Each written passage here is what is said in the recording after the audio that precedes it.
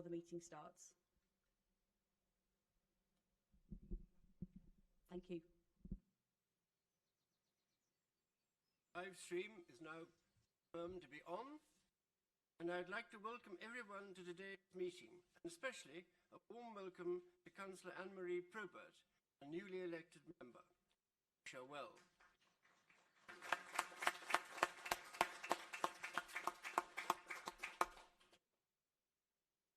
If the fire alarm sounds, please leave the building by the nearest exit and proceed to the assembly area in the car park, just to the front of the building. Please note that the Council is webcasting this meeting live on the internet, making an official recording. Recording forms part of the public record of the meeting and will be available on the Council's website. And members, please ensure that mobile phones are turned to quiet and down, that background noise is kept to a minimum. To help everyone hear clearly, members are asked to remain seated and speak clearly into the mic. Please turn on your microphone to speak and off once you have finished speaking. Everyone that filming, talking of this meeting is permitted. Photographed. If you have not already informed a member of staff, please raise your hand now so that any such photographer or cameraman may be aware. This meeting, there are a number of appointments to be made. Where there are multiple nominations to a position, I will allow a 1-minute statement in support of a candidate by the proposer only. Where appointments are not contested, there will not be an opportunity for a supporting statement. The 1-minute acceptance speech will only be allowed for the appointed leader and chairperson of the council. Timed in accordance with the time limits for debate. When your time is up, you will hear a beep. Please finish the sentence. You are on and stop speaking. Solicitor, to say any more now? It's fine, thank you very much indeed. Now come to the first item on the agenda, election of chairperson. To elect a chairperson of the council for the municipal year. Councillor Norman. A. Councillor Phillips. Councillor Price. Owen. Councillor Probert. Owen. Councillor Roan. Councillor Selden. A. Councillor Shaw. Owen. Councillor Stark. Owen. Councillor Stone. Owen. Councillor Summers. Councillor Swinglehurst. Owen. Councillor Simons. Councillor Tillett. Owen. Councillor Toynbee. A. Councillor Tyler. A. Councillor Watson. A. Councillor Wilding. Please bear with me while I verify the results.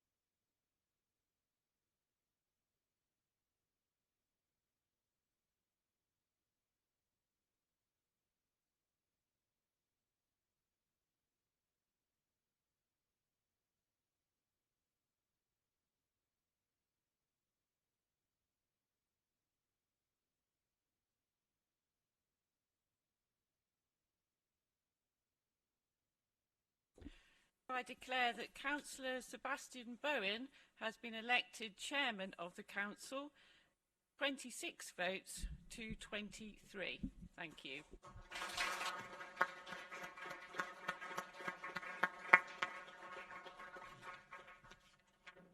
Thank you very much indeed for your support and I will do my very best to run a fair, positive, happy council. May that all be so. I believe I have to do a declaration of office. It goes as such. I, William Lewis Sebastian Bowen, have been elected to the office of Chairperson of Herefordshire Council. I declare that I will take that office upon myself, duly and faithfully, according to best judgment and ability.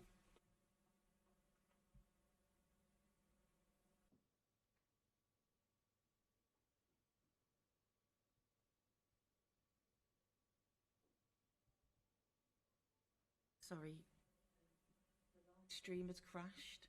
Just received a message saying it's crashed. Back up.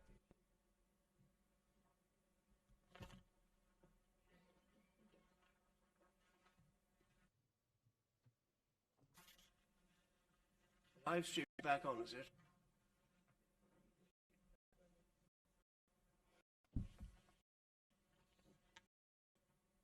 Have a seconder?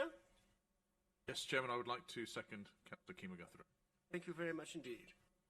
Are there any other nominations? No? They're all in favour? Show of hands. Any against? Any abstentions? So I declare that Councillor Guthrie has been appointed, elected Vice Chairperson of the Council. Well done. Very good having you.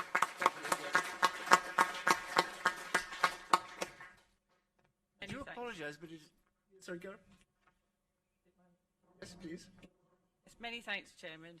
And I too will about the declaration of acceptance. I, Councillor Kima Guthrie, having been elected to the office of Vice Chairperson of Herefordshire Council, declare that I take that office upon myself and will duly and faithfully fulfil the duties of it according to my judgment and ability. Thank you very much, and welcome to the office again. And I may need quite a lot of help today trying to see who people are, because I assure you from here, even with my very best long-range specs on, it's quite difficult to see who the faces are at our end. So do forgive me if it takes a little time to make sure who is who is who. Thank you very much. Item number 3, apologies for absence. I've received apologies for absence from Councillor Milne. Are there any other apologies for absence? Councillor Milne, then. Item 4, declarations of interest.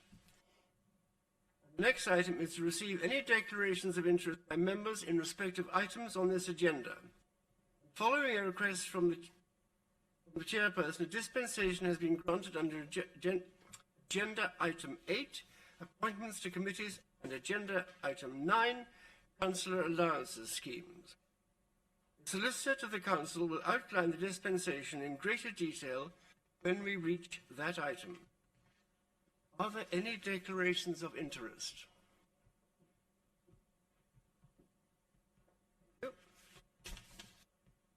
Item 5, minutes. To approve and sign the minutes of the extraordinary meeting held on the 5th of March 2021, and the extraordinary meeting on the 27th of April 2021. Members, are you in agreement with the minutes of the meeting held on the 5th of March, 27th of April? Show of hands, you think, please? Chorus of agreement. Thank you.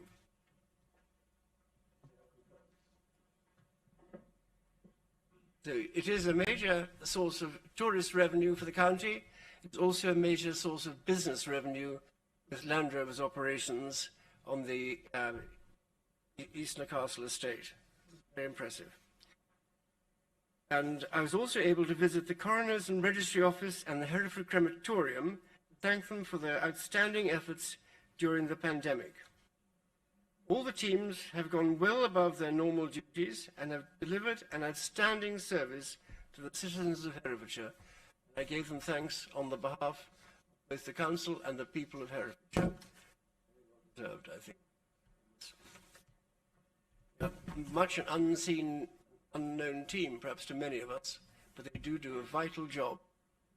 Country running, making sure people have been properly cared for. And item number 7, election of leader of the council. To elect the leader of the council, and I call for nominations for the post of leader of the council. Yes, thank you, John. Yes, Roderick? I'd like to propose Councillor David Hitchener to the leader of the council. Do you have a seconder? You? And who is that? Councillor Chains. Thank you very much. And not contested, so all in favour? Sorry? Room, please. Go away. Sorry about that. I thought you'd have to. I do apologize. But you've gone already. So, no other contenders. All those in favour, please show. And all those against? Any abstentions? Quite a number, yes. I think. Sister, that's. Thank you. So, Councillor Hitchener has been elected as leader of the council. You may return.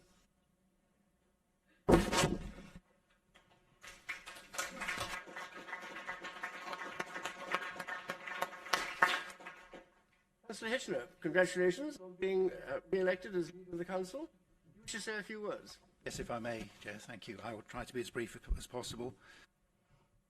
I would like to echo the new Chief Executive's words of thanks to all staff and our communities who have worked so hard after the past year. Special thanks are due to the Monitoring Officer and the Section 15 Officer who stepped into the breach on the retirement of the previous Chief Executive. Thanks too to Paul Walker for joining us. I very much look forward to working with him over the next years. I'd also like to thank members of the Cabinet who had worked incredibly hard during the last 2 years.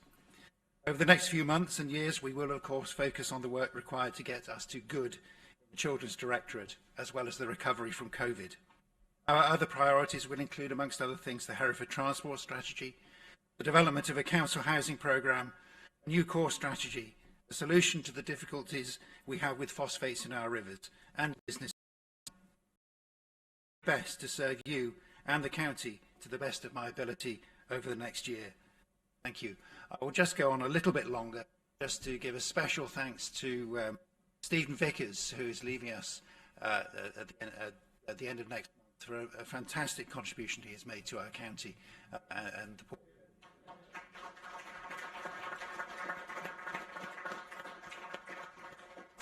Thank you, Chair. Thank you. We now move to item 8, appointments to council committees and outside bodies. Members will find the report concerning appointments to council committees in the agenda pack on page 47. Please note a correction to the year in recommendation G should state November 2021. We will take a vote on each of the recommendations separately. Please note that recommendation E requires a nem-con vote. That means no one must vote against it. You are allowed to abstain. It must be otherwise all in favour. Following the vote on recommendation E, we will turn to the appointment of committee chairpersons and vice chairpersons. We will take each post in order, and nominations will be sought, with a proposer and seconder followed by a show of hands in favour of the appointment.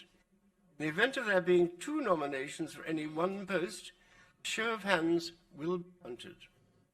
I now call upon the Solicitor to the Council to outline the dispensation granted in respect of Schedule 1 interests and circumstances when a specific interest should be declared. Step, please.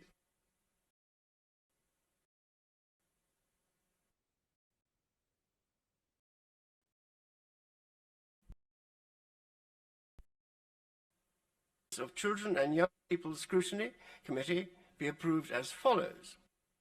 1 representative as nominated by the Diocese of Hereford, one representative as nominated by the Archdiocese of Cardiff, one parent governor as elected from the primary school sector, one parent governor as elected by the secondary school sector, and one parent governor as elected by the special school sector. B. The suspension of the rules of proportionality in respect of the Standards Panel, River Lug Internal Drainage Board, Wye Valley AONB Joint Advisory Committee be approved. And F.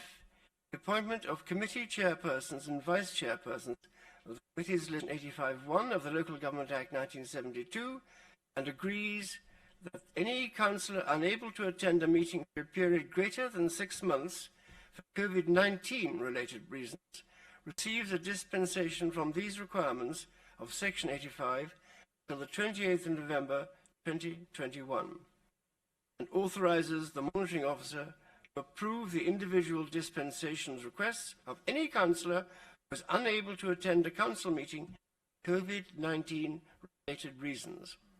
Notes that the monitoring officer will obtain a list of those councillors who apply for this dispensation.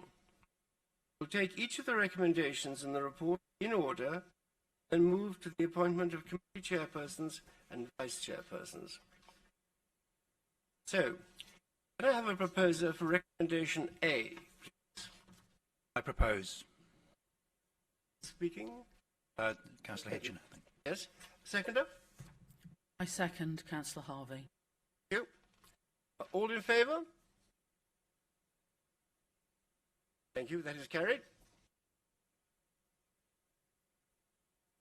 Recommendation. Councillor Chan, sorry.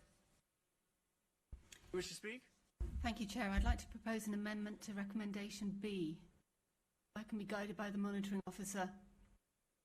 Right. Recommendation B, which is the number of seats on each committee as set out in paragraph 11, the allocation of those seats to political groups as set out in Appendix 1. What is your amendment? In recognition of the desire of the unaligned member Councillor Kenyon to hold a seat on a scrutiny committee, the Green Group is willing to exchange Councillor Kenyon's planning seat that is currently allocated to the Greens on the Children's Scrutiny Committee, so that Councillor Kenyon may serve on the Scrutiny Committee. Yes. Thank you. Do you have a seconder? Councillor Kenyon, I'd recommend that amendment. Councillor Summers, do you wish to speak now or after the debate? Thank you. Do we have any people who wish to speak on that? Yes, Chairman, a point of order. It Yes. is my understanding that if Councillor Kenyon didn't accept the planning seat that was allocated to him, automatically through the figures come to the true independents. The monitoring officer confirmed that, and if that's the case, this recommendation can't go ahead. The amendment sought is to change the political proportionality calculation for children and young people scrutiny and for the Planning and Regulatory Committee. That would mean a NENCOM vote is required. If that is passed, then there would be no seat being transferred to the true independents. But a NEMCOM vote, no one against this, is required. Abstentions don't count. So, any other speakers on that? Yes, I can't see who it is actually. Councillor Kenyon, you may speak. Thank you, Chairman. Can the people hear me okay? Can't hear you at the moment.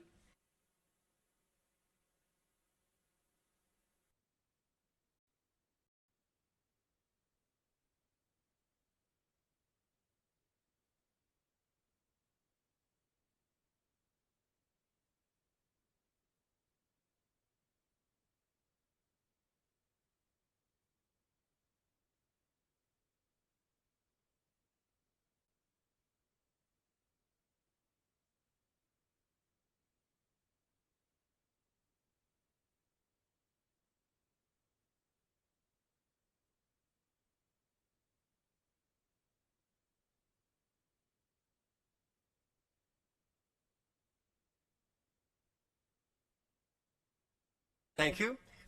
Councillor Lester. Thank you, Chairman. Very interesting to hear Councillor Kenyon's views there.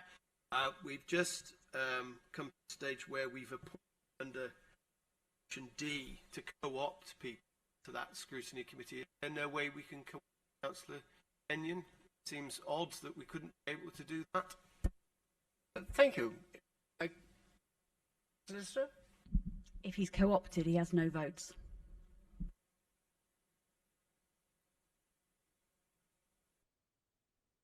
Thank you. And I understand your passion. So do we go for a co-op or how do we work this? So there is a proposal on from the floor for an amendment to recommendation B. So whether there's any more speakers on that recommendation. Councillor James.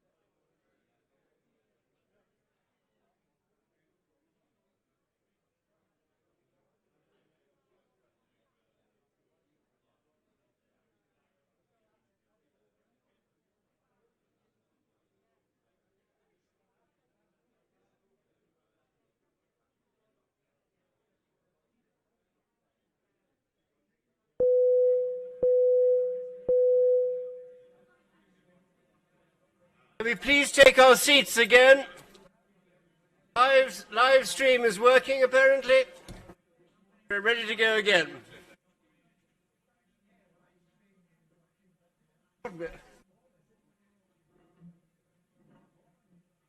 Yes. This time, I hope, with more clarity.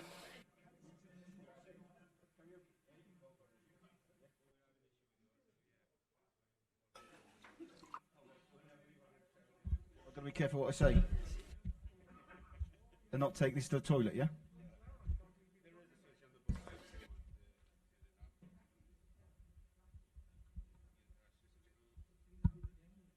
Which time? Off.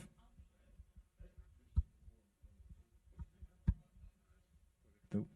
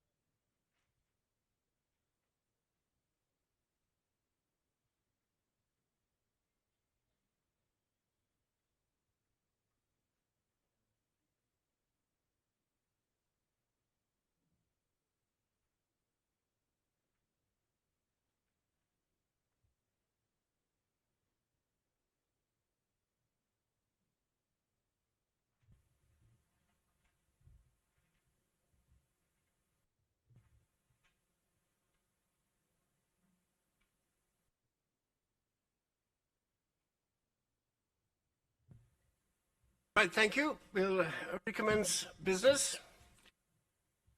Now we come to the allocation of seats to non-aligned members. Please can members propose and second any nominations of non-aligned members to unallocated committee seats? I would like to propose Jim Kenyon. Just for clarification, I'm aware that Mr. Councillor Kenyon will not accept the post, but we'll have to go through this process to comply with regulations. So I urge you to vote in favour of the motion, notwithstanding that it's a little bit of wind pressing. Thank you.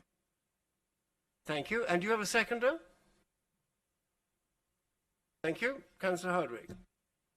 All those. Do we have any people who wish to speak? First of all, no, thank you. All in favour?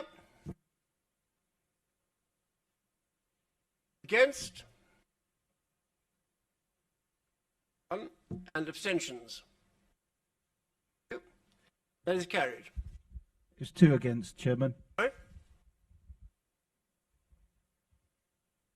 2 against. Thank you. So that is carried. Come now to recommendation C. So this.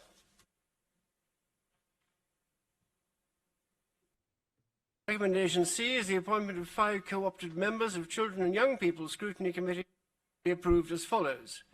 One.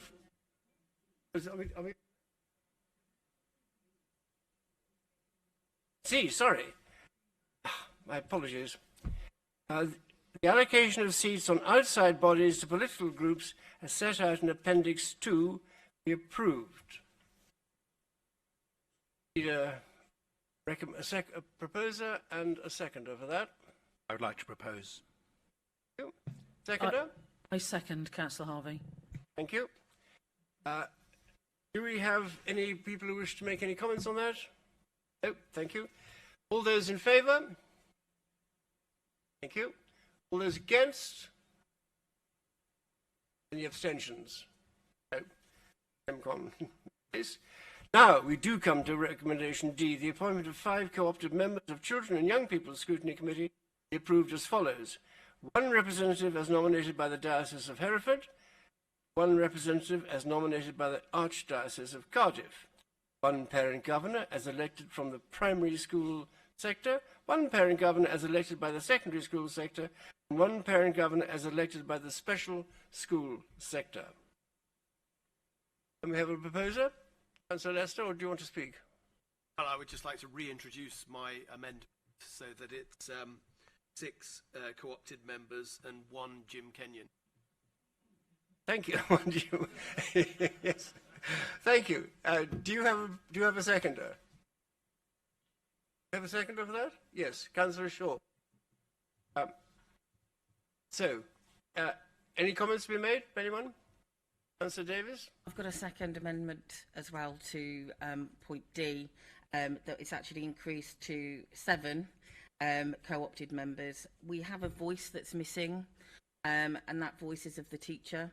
And I've looked at very progressive councils, and they include the words and the opinions of teachers within their scrutiny committee. My feeling is that had we have listened to social workers and social work assistants, we may not be in the position that we are now. And I would like to propose that we include a teaching representative on that. Right. Do you have a seconder of your... Yes? Thank you. Who's proposing that? Councillor Hewitt. Councillor Hewitt. But I would also like to make a comment. Behind a pillar, that's why I couldn't quite see you. I'd also like to make a comment, please. I'm very concerned that the public looking at this will have very little idea of how this nomination process is conducted. So these are nameless people, and there doesn't appear to be any choice in the matter at all. And so I'd just like to ask the question in the room, please. How does that come about? The Secretary and Solicitor will enlighten you. We do have a process for appointments to these seats on our scrutiny committee. I'm happy to take a paper into scrutiny committee to explain that to all members. Thank you very much. That'd be very helpful, I think. Now, to go.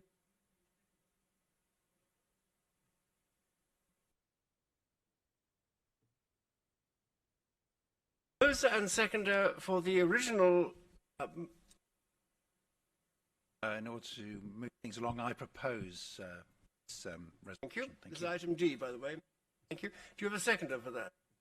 Yes, I second Councillor Harvey.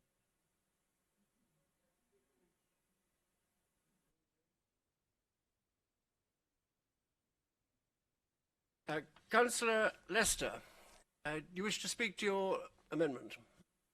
No, I think we... I think probably have. Thank you. Your seconder also. Thank you. And can we go to the vote on that, please? Those in favour of the amendment, can you just say it again so everyone knows what it is? Councillor Lester, do you want to put it forward to us? To increase the co-opted members to 6, so that facilitates that Councillor Kenyon. Thank you. All those in favour? Comprehensive. Anyone against? No. Any abstentions? One abstention. I can't see who it is. Councillor Kenyon himself. Right. Well, it takes all sorts. Thank you. Councillor Davis, do you wish to put forward your amendment? Yes, just that it's the co-opted members of Children and Young People Scrutiny Committee is increased to 7 to include a representative from the teaching sector. Thank you. As a former teacher, I think I rather approve that. Do you have a seconder? As you're still there. Do you wish to speak to it? Let's put it to the vote, shall we? All those in favour, please show.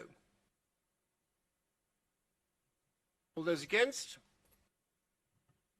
Any abstentions? That amendment is carried. Good. Point of order. Point of Mr. order, Chairman. yes. Could you just clarify that the amendment that we have just voted includes amendment made by Councillor Lester and does not replace it? Yes, what we'll do now is we will vote on all of it with the 2 amendments, okay?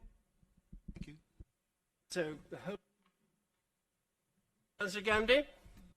Yeah, just a point. I mean, it may not be, but I'm now in a situation where as many co-opted as you have council representatives, co-opted members are in to vote on education issues, and so you're in a situation where you have co-opted representatives having the same number of votes as in view members and relying on the chairman's casting. I'm not saying that's a problem, but I just need to bear that.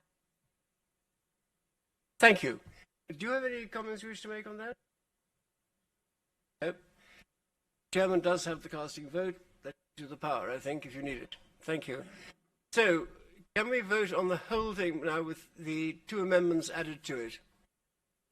Councillor Watson, sorry, speak up. Thank you, Chair. I just wanted to say my understanding is that a co-optee of an unaligned member does not get a vote on the scrutiny committee. That is correct. So, okay, that's great. Thank you. Okay, that's fine. Thank you. So, can we have a vote, please? All those in favour? All those against? And any abstentions? That is carried unanimously, I believe. Thank you. And now, recommendation E.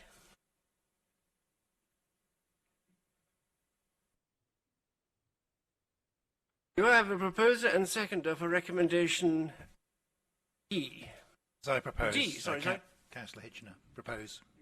Thank you. And Seconder? I second for E. Seconder E, thank you, yes.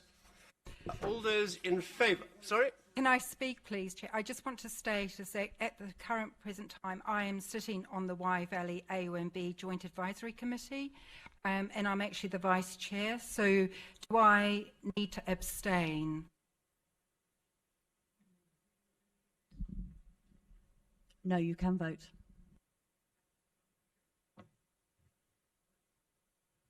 We have a proposer and a seconder. Can we all show our approval? Any against? Any abstentions? Thank you. So now, let's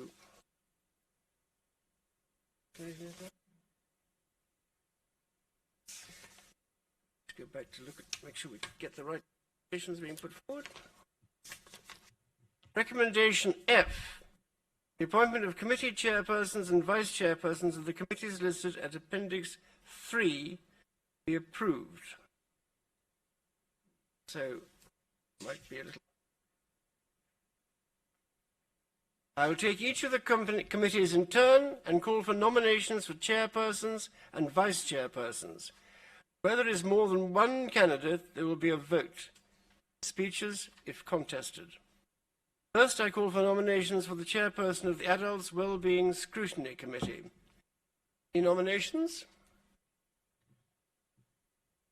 Yes. Oh, sorry. Right in my corner.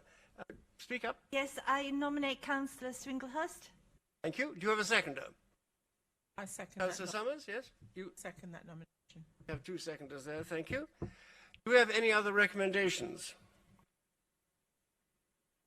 Uncontested. All in favour, please. Please show. Any against? Any abstentions? It's passed unanimously. Then come to the Audit and Governance Committee. Sorry, Vice Chair. I do apologise. Vice Chairman, do we have any nominations? Councillor Trish Marsh. Trish Marsh. Seconder? Have a seconder? Yes? Councillor Crockett. Thank you. Do we have any other nominations? No? Can we have a show of hands then? All in favour? Any against? Any abstentions? Thank you very much. So, Councillor Trish Marsh, you are now elected Vice Chairman of the Adults Wellbeing Scrutiny Group. Thank you. Children and Young People Scrutiny. Sorry? Audit, oh my God, I do apologise. Audit and governance. We have any, yes? I'd like to nominate Nigel Shaw.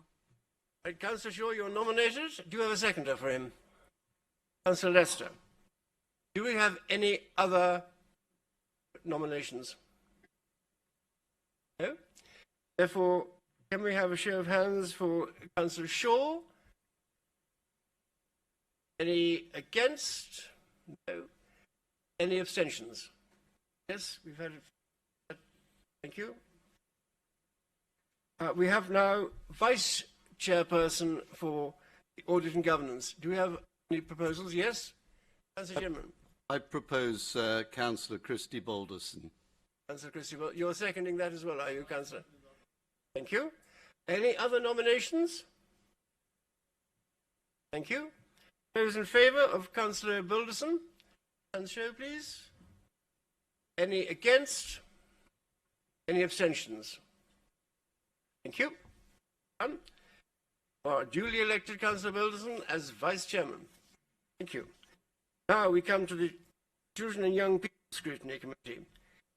Do we have any nominations for the Chair? Yes? I propose Councillor Carol Gandy. Councillor Carol Gandy, thank you. Any seconders? Councillor Stone. Do we have any other nominations? Councillor Hewitt? I'd like to propose Councillor Howells, please. Councillor Howells. Thank you. Do you have a seconder?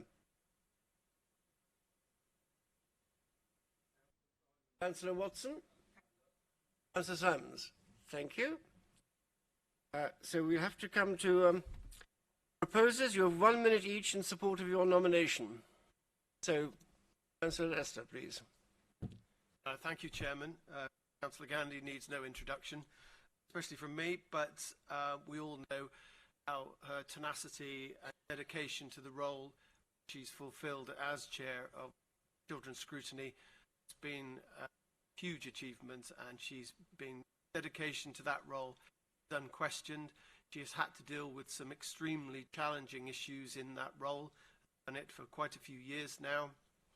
And whilst there are other members who I am sure are perfectly capable of the job, the role is going to get more and challenging, and we need the best person for the job. I've got no hesitation, therefore, using Carol Gandy. She is the best person for the job, given the challenges. Thank you, Chair. Thank you very much. Now, can we go to your words? Councillor Hewitt?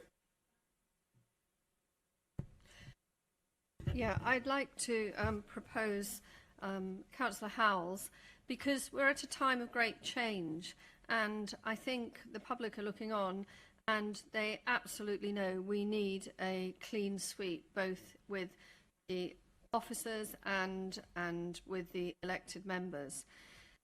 I've noticed in Mr. Powell a huge capacity listening.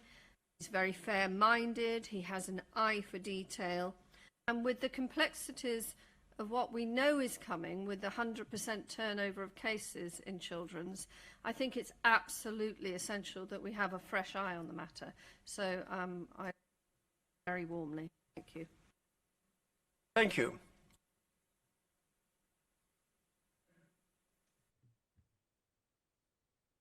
We now go to a named vote. Then answer as to who you wish to propose or wish to support. Could I just ask, please, Chair, are we not allowed to comment? Okay, thank you. Oh, no, I don't think so, thank you. There's no debate. No debate. Let's go straight to the vote. I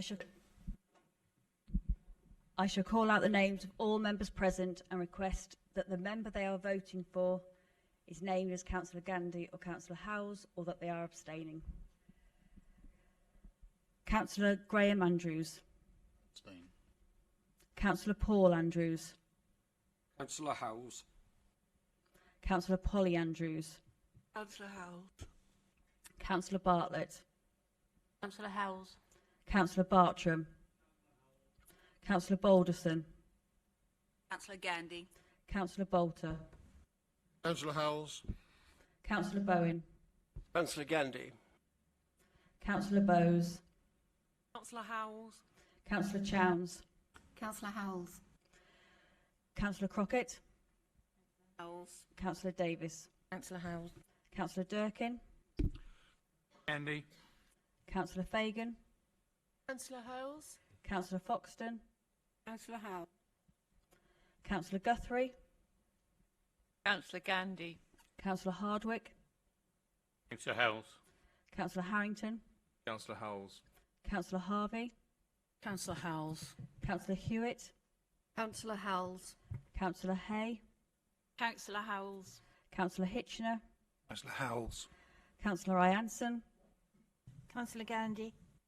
Councillor James. Councillor Ginman. Councillor Howells. Councillor Johnson. Andy. Councillor Graham Jones. Councillor Mike Jones. Gandy. Councillor Kenyon. Howells have it. Councillor Lester. Councillor Gandy. Councillor Marsh. Councillor Howells. Councillor Matthews. Gandy. Councillor Millmore. Andy. Councillor Norman. Councillor Howells. Councillor Phillips. Councillor Price. Andy. Councillor Probert. Gandy. Councillor Roan. Councillor Selden. Howells. Councillor Shaw. Councillor Gandy. Councillor Stark. Howells. Councillor Stone. Councillor Gandy. Councillor Summers. Councillor Swinglehurst. Councillor Gandy. Councillor Simons. Councillor Tillett. Councillor Howells. Councillor Toynbee. Howells. Councillor Tyler. Councillor Howells. Councillor Watson. Councillor Howells. Councillor Wilding. Please wait while I verify.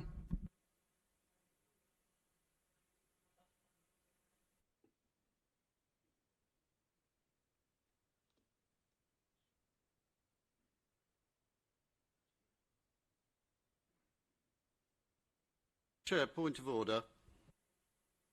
I think as this is a paid post, I'm very surprised that both of the persons are still in the room. I would have thought they would have had to have left the room when the vote was taken. I gave a dispensation. They were able to participate and not leave the room. It was only the chair and the leader that had to leave the room just because of COVID. That's what we agreed to do. Thank you for the clarification.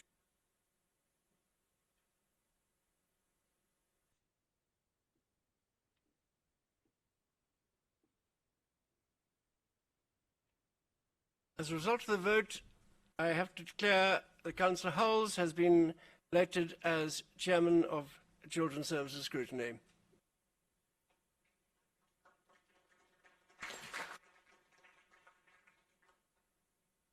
We now come to the Vice Chairperson of the Children's Services Scrutiny. Do I have nominations?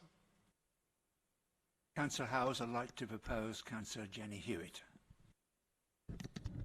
Do you have a seconder?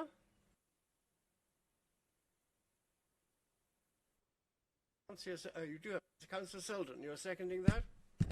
Thank you. Do you have any other nominations? No. So, can we come to the vote then? Those in favour of Councillor Hewitt. Show, please. I need to count these.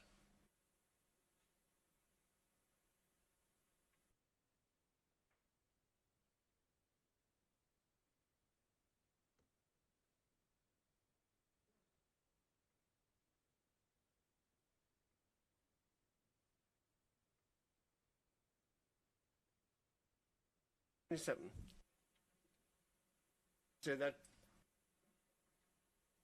Councillor Hewitt, you are duly elected as Vice Chairman of Children's Services Scrutiny. Employment Panel. Children, Employment Panel. In our nominations for the chairman of the, or chairperson of the Employment Panel. Councillor Johnson.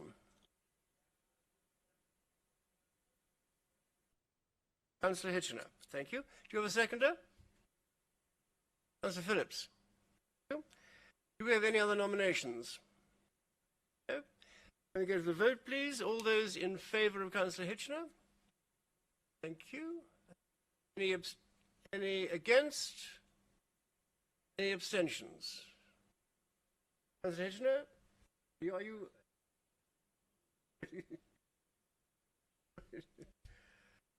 Councillor Hitchener, you have been duly elected as chairman of the Employment Panel.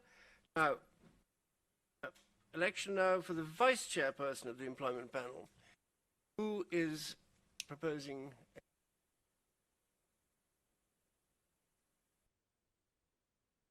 I'd like to propose Councillor Marsh, yes. Ellie Chowns, please. Councillor Ellie Chowns, you have a seconder. Yes, Councillor Watson, you're seconding that. Do we have any other nominations? I don't think that one counts, actually. Sorry about that. So, come to the vote. All those in favour of Councillor Chowns?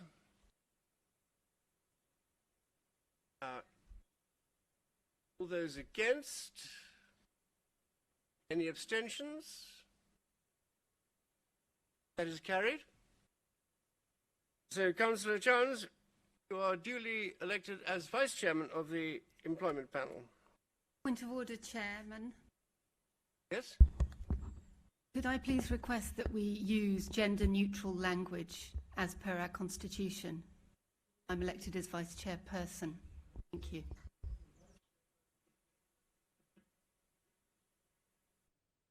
Now come to the election of the Chairperson of General Scrutiny. Chairman, I'd like to propose Councillor Lester. Thank you. You have a seconder? Thank you. Do you have any other proposals? No? So can we come to the vote then? Chairperson of General Scrutiny, it is those in favour of Councillor Lester? Those against? One. Any abstentions? I don't think you're allowed to vote, are you? By courtesy. Thank you. So I declare that Councillor Lester has been duly elected as chairman of, or chairperson, whichever he likes, of General Scrutiny. Thank you. Do we have a recommendation or a proposer for the vice chairperson of General Scrutiny? Yes, Councillor Lester. I would like to propose Councillor Bowes. Councillor Bowes, do you have a seconder? Thank you. Do we have any other proposals? No? So maybe we go to the vote. Councillor Bowes be Vice Chairperson of General Scrutiny. All those in favour? Anyone against? Any abstentions? Thank you. Therefore, I declare that Councillor Bowes has been elected duly as Vice Chairperson of General Scrutiny. Thank you. Now to Planning and Regulatory. Do I have any proposals for the Chairperson of Planning and Regulatory? Councillor John Hardwick. Right. Do we have a seconder? Yes, Councillor Summers. Thank you. Do we have any other proposals, please? Yes, Chairman. Yes? Councillor Tillett, I'd like to propose Councillor James. Councillor James, do you have a seconder? Thank you. That is seconded. So therefore we have to go to an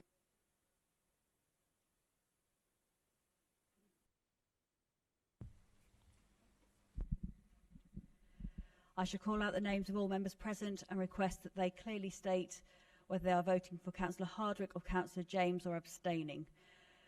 Councillor Graham Andrews. Point of order. Are statements not to be given beforehand?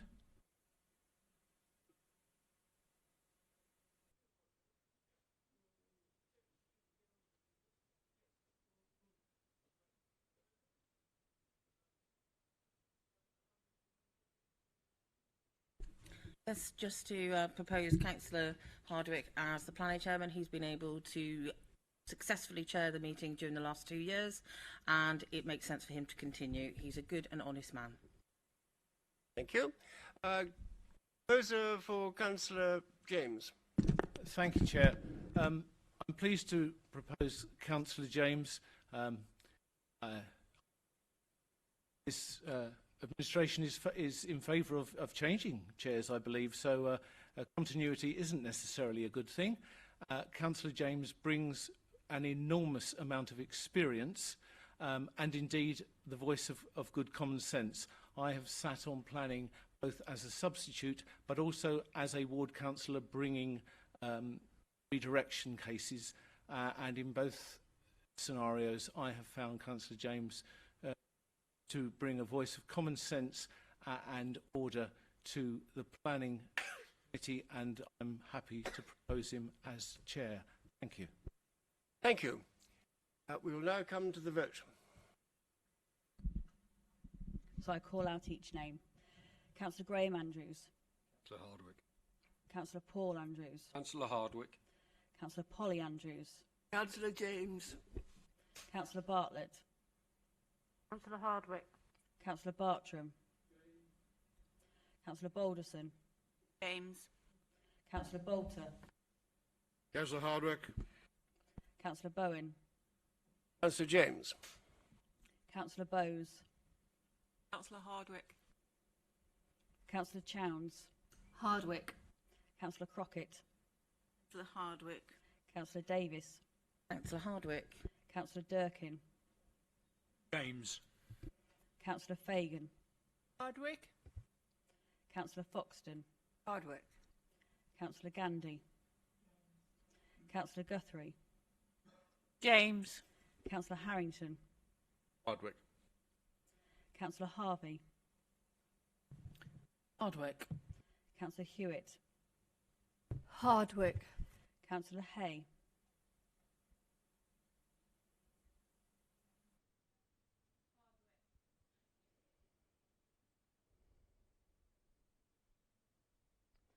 Councillor Hitchener.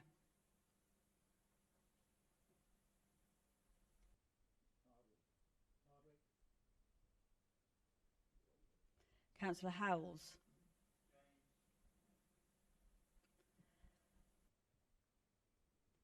Councillor Ianson. Councillor Ginman.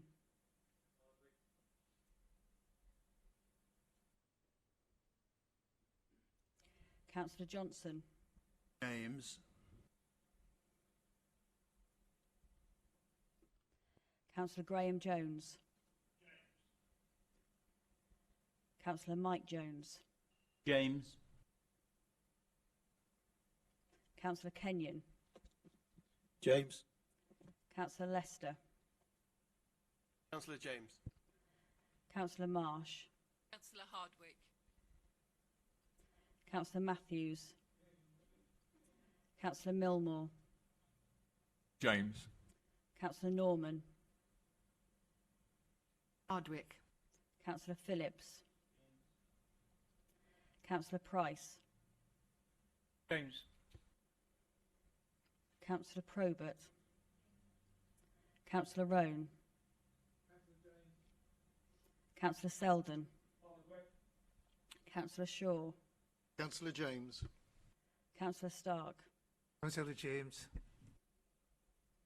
Councillor Stone. Councillor James.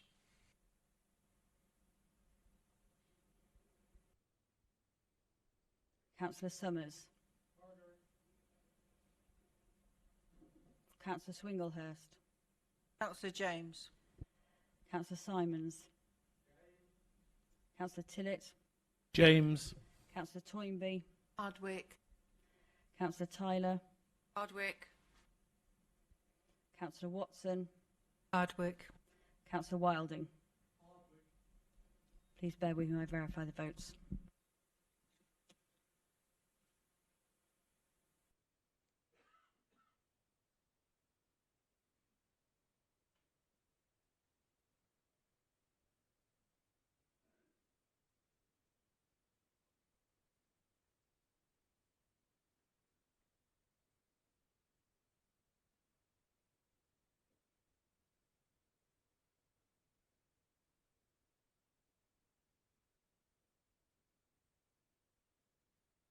I announce that Councillor James has been duly elected as Chairman of the Planning Committee.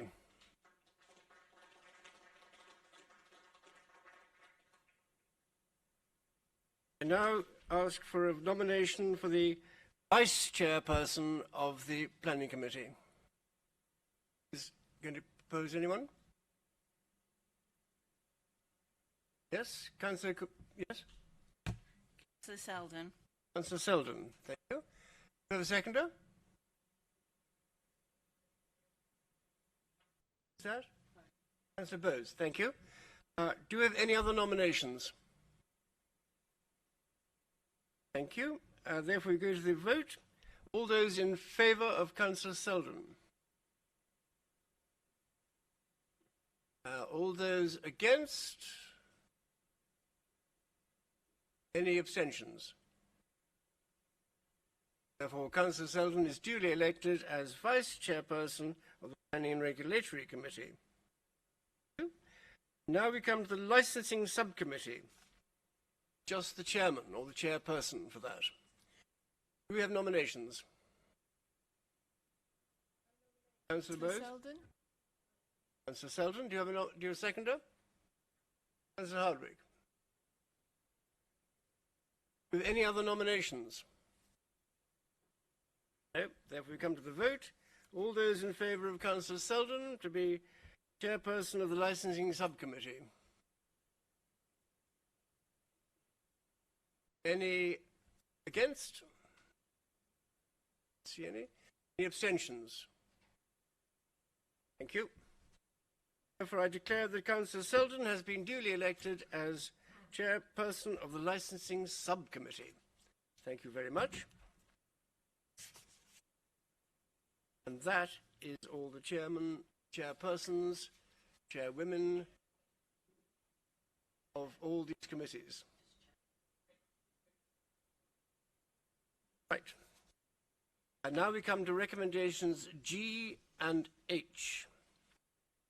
And the recommendations are that we waive the requirements of Section 85 of the Local Government Act and agree that any councillor unable to attend a meeting for a period greater than 6 months for COVID-19 related reasons receives a dispensation from the requirements of Section 85 until 28th of November 2021.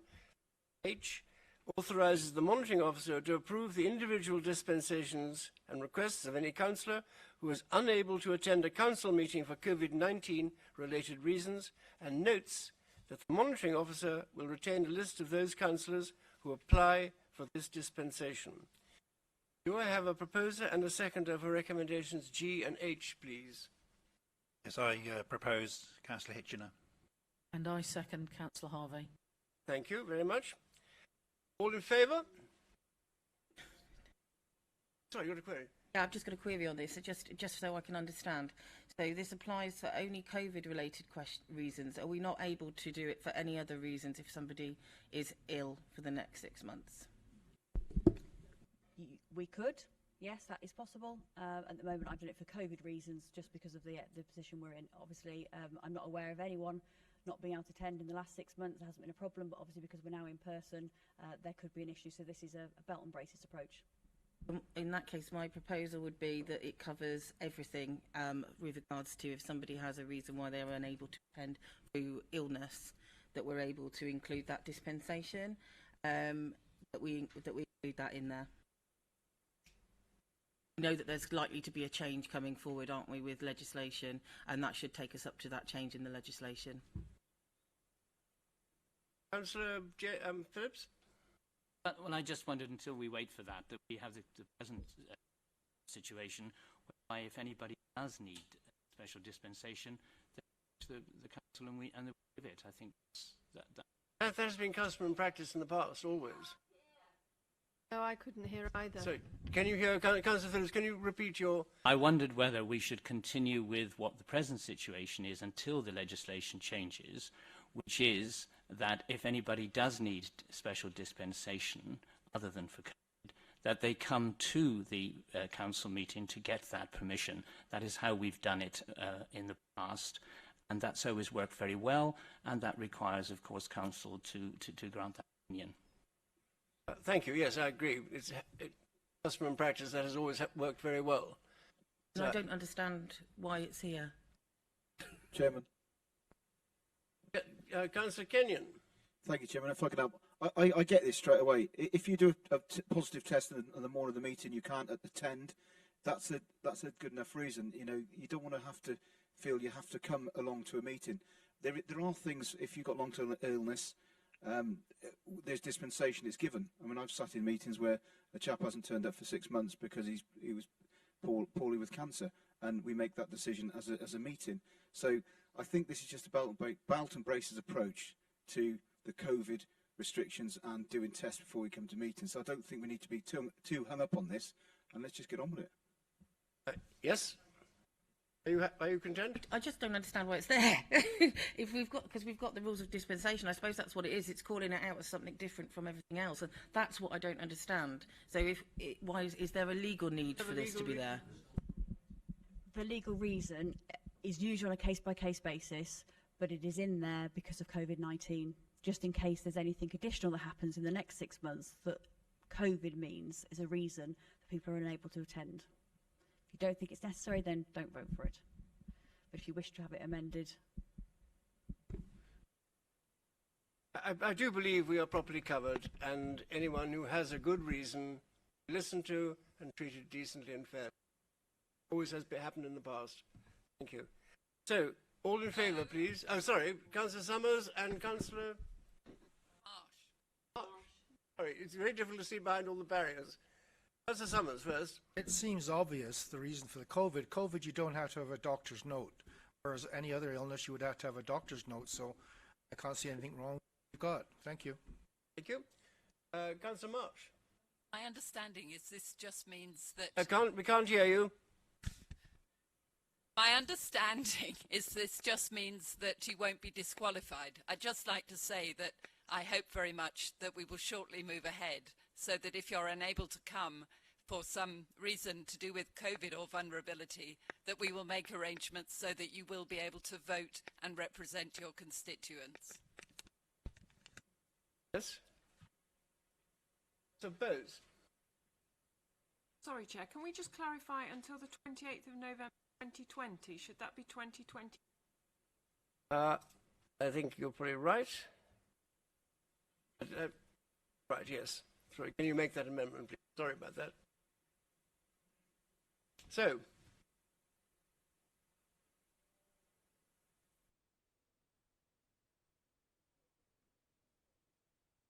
can we then go, do we have any other comments? Yes, Councillor James. Chairman, I just find this slightly academic because it's a 6 months. 6 months. Everyone bar Councillor Milne now, theory, won't be debarred for 6 months, which takes us beyond that particular date at which we're talking about. So it's always been the tradition that if somebody is ill or there are genuine reasons why they can't be, that the council unanimously has always voted that they give that dispensation. And I don't know why we're sort of dealing with this, to be frank. I think it's a legality, is it not? It's there to ensure we don't have any problems over the next 12 months. 12 months, not just 6 months. No, because the 6 month period is the when you can, within that period, you can request a further 6 months. So it would cover any member for the next 12 months for anything related to COVID. Right, let's get on with it then. All in favour, please? Yes, raise your hands. Anyone against? Yes. And any abstentions, please? Thank you. It is carried. Very much.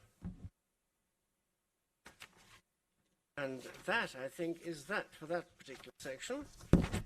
We now come to item 9, which should interest you all.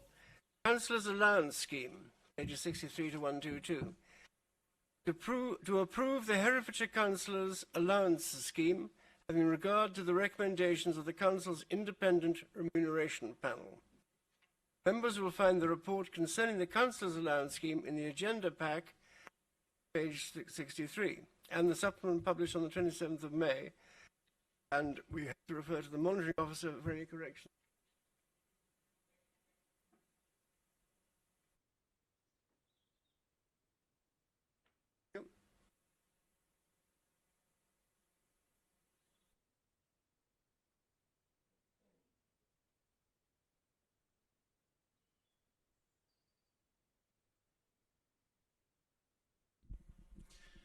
So, Chairman, I'd like to just explain two corrections. So, in the recommendations in the covering report, recommendation B says currently a two-step mandatory training element be maintained in relation to the basic allowance. This should have been stated as a three-step mandatory training element be introduced in year 3 of the electoral term. Also, I'm grateful to members for pointing out a correction that's required to page 118. Bear with me one moment. Please, could I ask for some clarification on what you mean by three-step mandatory training element? Really? Of course. I think you need to be close to your microphone. You're dropping out. Sorry, Chairman. I just don't really understand what we're talking about here. Could you explain what you mean by three-step mandatory training element for year 3? Sister, can you please clarify this as a part of our legal system? Certainly. So at the moment, Councillor Hewitt, we have a two-step process where members are elected and they start on the very basic allowance. Once they've undertaken their mandatory and induction training in full, they go up to the full basic allowance. What the IRP are proposing is that they introduce a third step in relation to undertaking the training again in their at the start of their third year of a 4-year term, so that the training is refreshed. Does that clarify matters for you? Thank you. And finally, Chair, just to clarify what the correction is for page 118, in the table, one of the financial years is listed incorrectly. It should read financial year 2024 to 25 in the final column.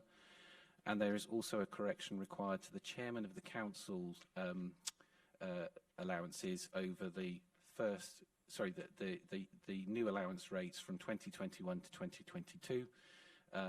The figures currently read 14,525.25. It should read 10,258.29.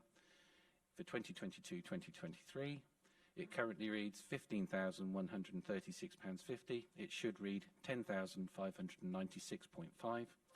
And finally, in year 2023 to 2024, it currently reads 15,801.74. It should read 10,934.86.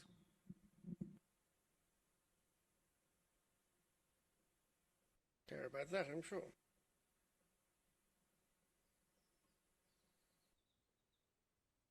Right. With regard to recommendation A in the report, I will look to members to propose and second which scheme of basic and special responsibility allowances to adopt. There will be a vote on the options proposed. Then take recommendations B, C and D separately.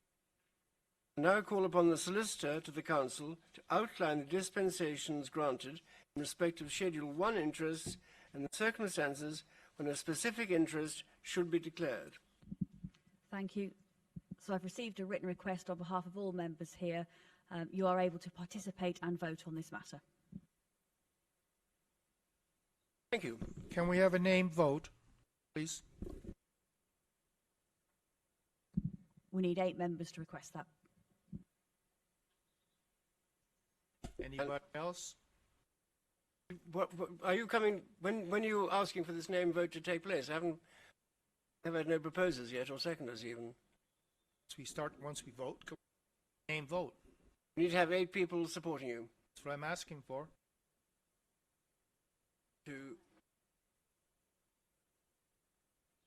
Eight. That's so. So we'll have a name vote. So, recommendations. And you've seen all those. So, first of all, recommendation A in the report. I look to members to propose and second it, and which scheme of basic and special responsibility allowances to adopt. So, Do you have any proposers or seconders for any of these schemes?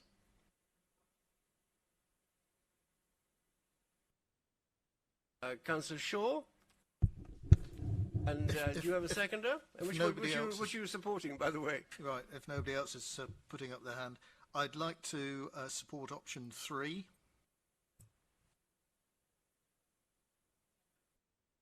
Yes. And do you have a seconder for that? Councillor Johnson. Thank you. Do you have any other proposals? Okay. Councillor Shaw, would like to have a few words? Yes, if there's no amendments to come.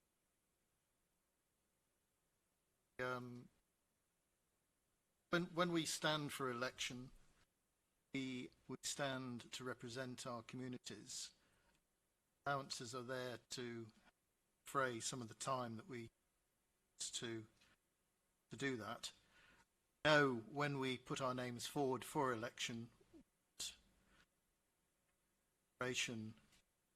allowances we are to receive. I recognise that for this authority, we, by dint of past record, not receiving anywhere near the similar amounts of and languishing at the bottom of the table, as it were, which may be off-putting to some people who otherwise put their names forward for election. However, it is very difficult, I think, for us to vote ourselves a pay increase. But I think with clear conscience, we can vote an increase for those councillors to be elected in 2023. They may include some of us, 2024, may include some of us, 23, sorry, amongst their number, but not in terms of, sorry, Mr. Chairman, I've read option 3, and it's not what I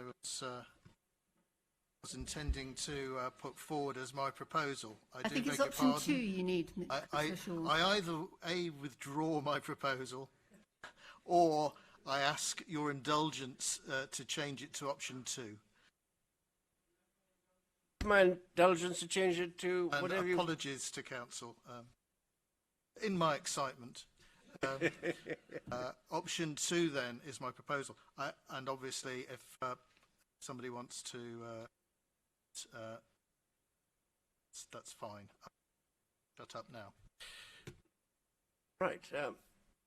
Councillor Davis? In that case, I would like to propose option 3. That Councillor Shaw almost got through all of it, saying the things that I wanted to say until he got to the end. But absolutely, I agree with option 3. My understanding, and it would be good for clarification if somebody could explain, certainly for the benefit of people that may be listening, how long this has been deferred for already. My feeling is that we are kicking it into the long grass so that somebody else has to make that decision, and I think it's right and proper. Next year, for me, absolutely is the right time to do it. We have increased council tax. We are facing the most challenges as a society over this next year, so it's not appropriate that we implement it straight away, but I do believe implementing it from next year is both the right thing to do and the bravest thing to do. My big thing about expenses, and not expenses, allowances, is that it allows people maybe who are working, it will supplement their income to allow them to have time off, but their employer doesn't lose any money, they still get to attend meetings. So for me, it's really important from an equalities perspective. Thank you. Yes, I believe it's been 8 years in the waiting, so it's well overdue for proper reassessment of our allowances. And I must say, give my thanks to the independent body who looked into this matter. They worked very hard, and I think they've come up with some sensible proposals. I would like to go options so that we have properly clarified in a duly legal way. So we're now on the debate stage, so everyone will debate, and then when we're absolutely clear what the proposals are and what the seconders are, I will then take a vote. At the moment, we've got proposals for option 2 and option 3. Can we have option 2 and option 3 properly explained, please?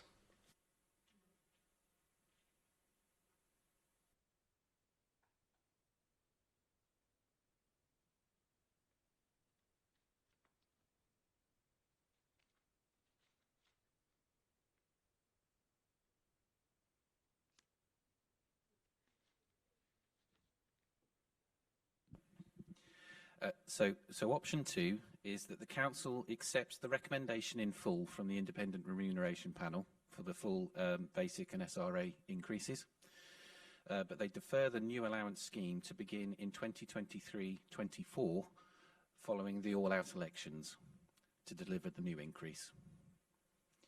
Option 3, Council accept the recommendation of the IRP in full, but defer the new allowance scheme to begin in 2022-23 to deliver the full increase. Can you just clarify, option 2 begins when? It would be my understanding, Chairman, that it would begin in the financial year of 2023, bear with me, 2023 to 2024. And option 3 is from 22-23. So my understanding would be that that would start at the beginning of the financial year for 22-23. Right. So we have a proposal for option 2 and option 3. Do you wish to say any more about your option? And Councillor Shaw, do you wish to have any more on your option 2? Having had a little bit of... Thank you, Chair. Just to say that the option 2 does, I believe, include, subject to Council's approval, C uplift applied.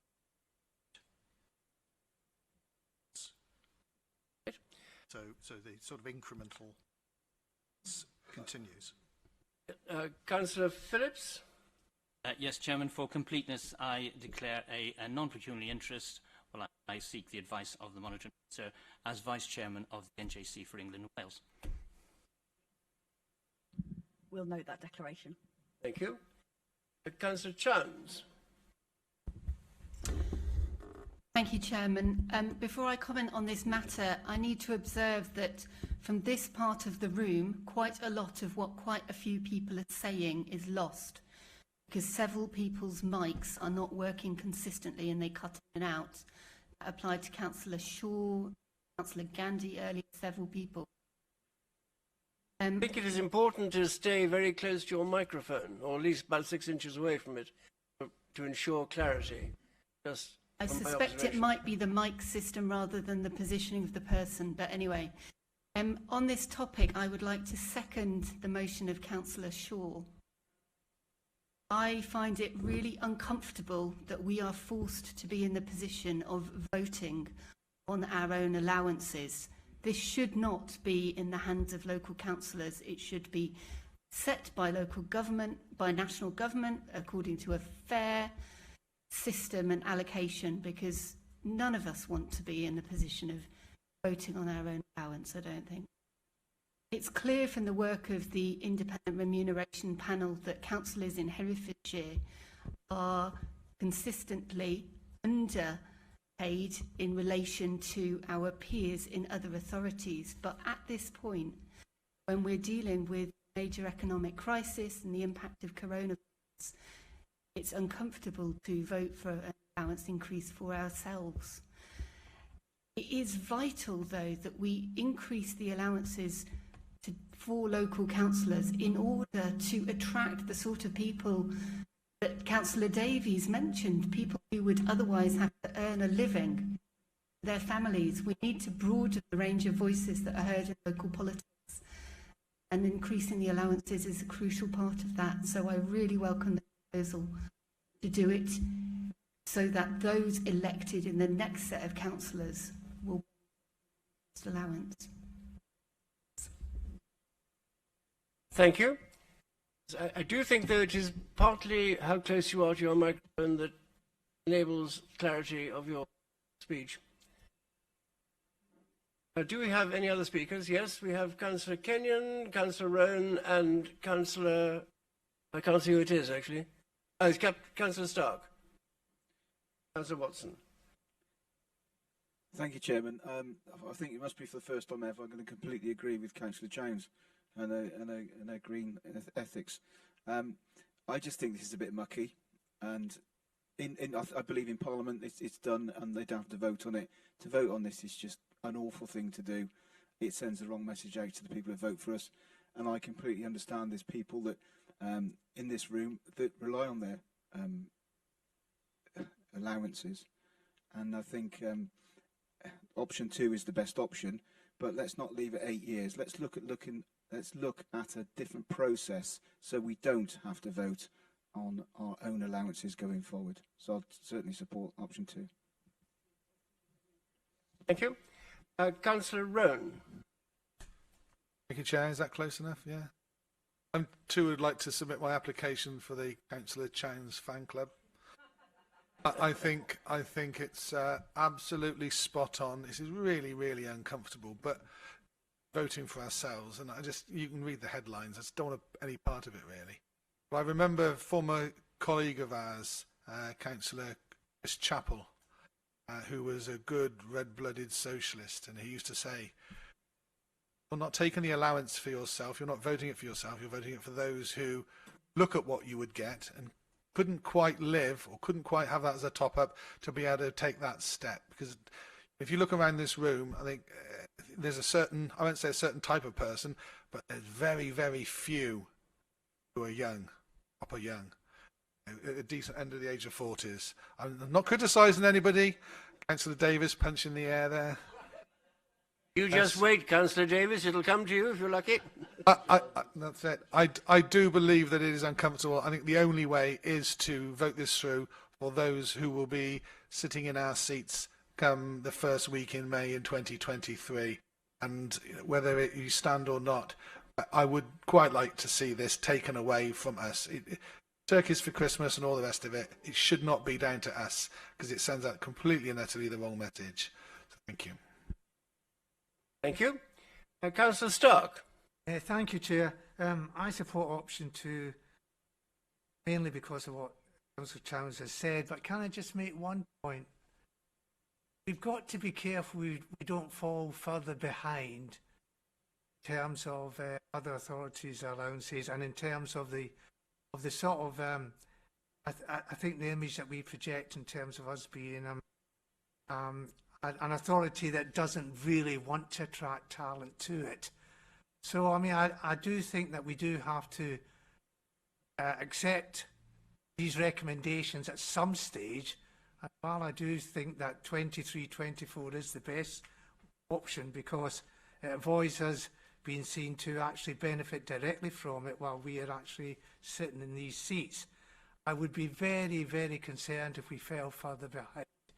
Because at the end of the day, we want to attract as much talent as we can of all age groups to this council.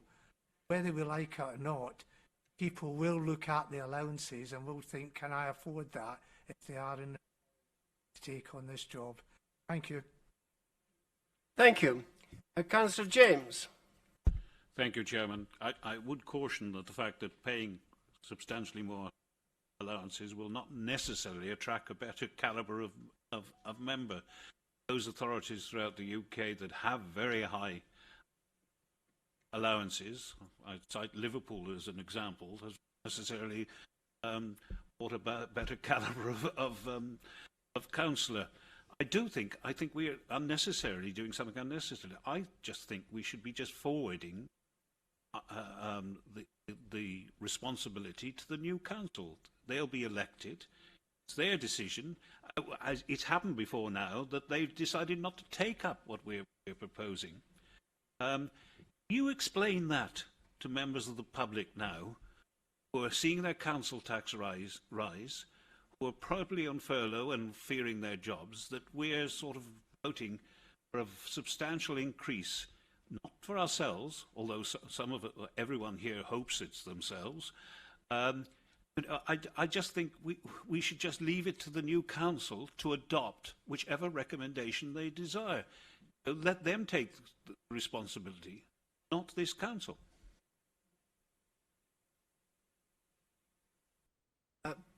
Thank you.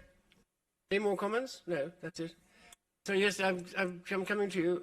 Councillor Lester and Councillor Harvey. Councillor Marsh.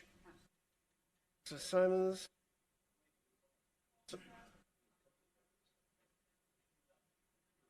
Councillor Howells too, please. Right. I'm sorry, it's just quite difficult to see you down at the bottom because you get obscured by screens and the light. We'll have Councillor Lester now, please, followed by Councillor Harvey. Thank you, Chairman.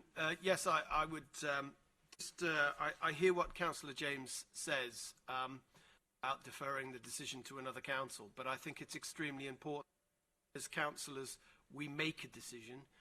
We need to make a decision now because we need to address the fact that the basic councillor allowance is low and it may deter coming forward.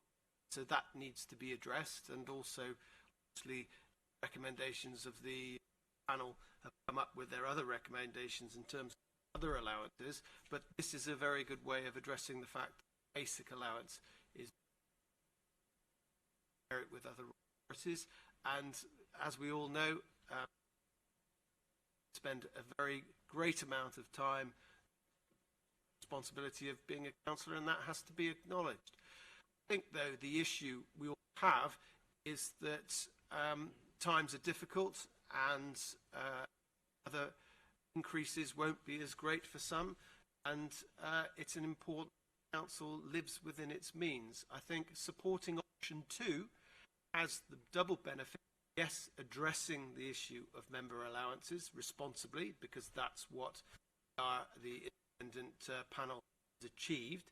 However, no one, with option 2, no one could be seen to be trying to improve their own circumstances. It's that detachment, but that responsible decision making, and therefore it would be up to whoever is fortunate or unfortunate enough to be elected in 2023 to benefit from addressing something that has needed to be addressed for some time. Just a minor query I have, Chairman, with regard to the threshold for group leader allowances. I'm assuming, as I read that correctly, that's allowing smaller groups to benefit from that allowance where it previously allowed for smaller groups. I think that is important. Even if you are a leader of a smaller group, you spend a lot of time in other meetings. So if that's being reduced, it's fair.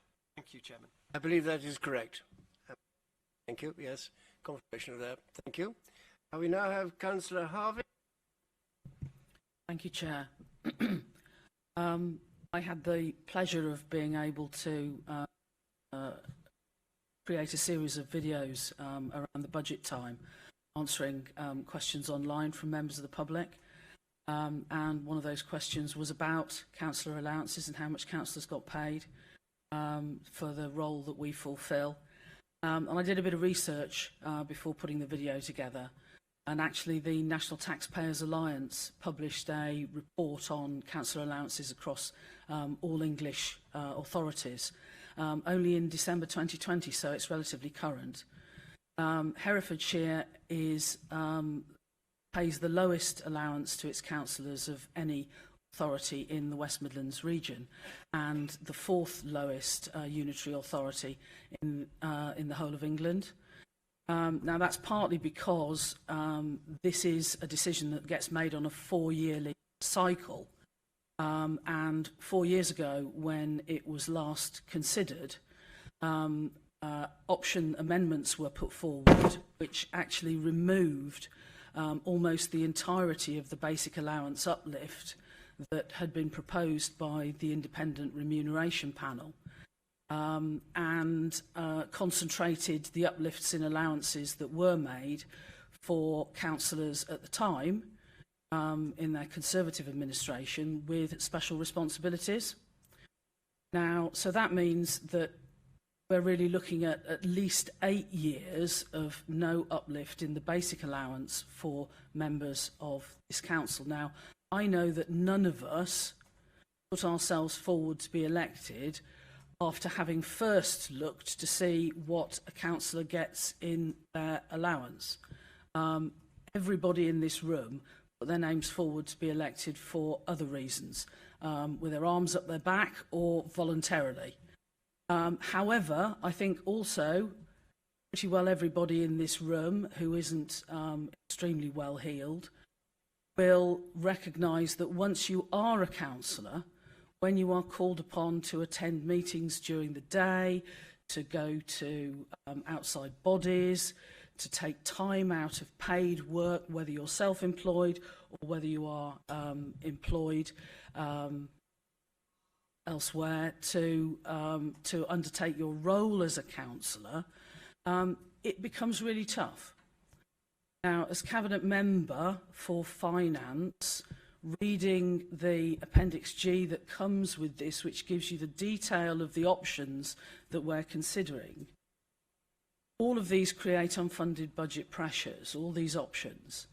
However, the total budget pressures that are identified in the report are across a 4-year period of the recommendations that the IRP panel are making. So even if the option recommended was applied immediately, we would only be looking at an unbudgeted pressure for the year that we are in, £37,000. And we are dealing with a budget which is requiring us to deliver savings of over £11.5 million.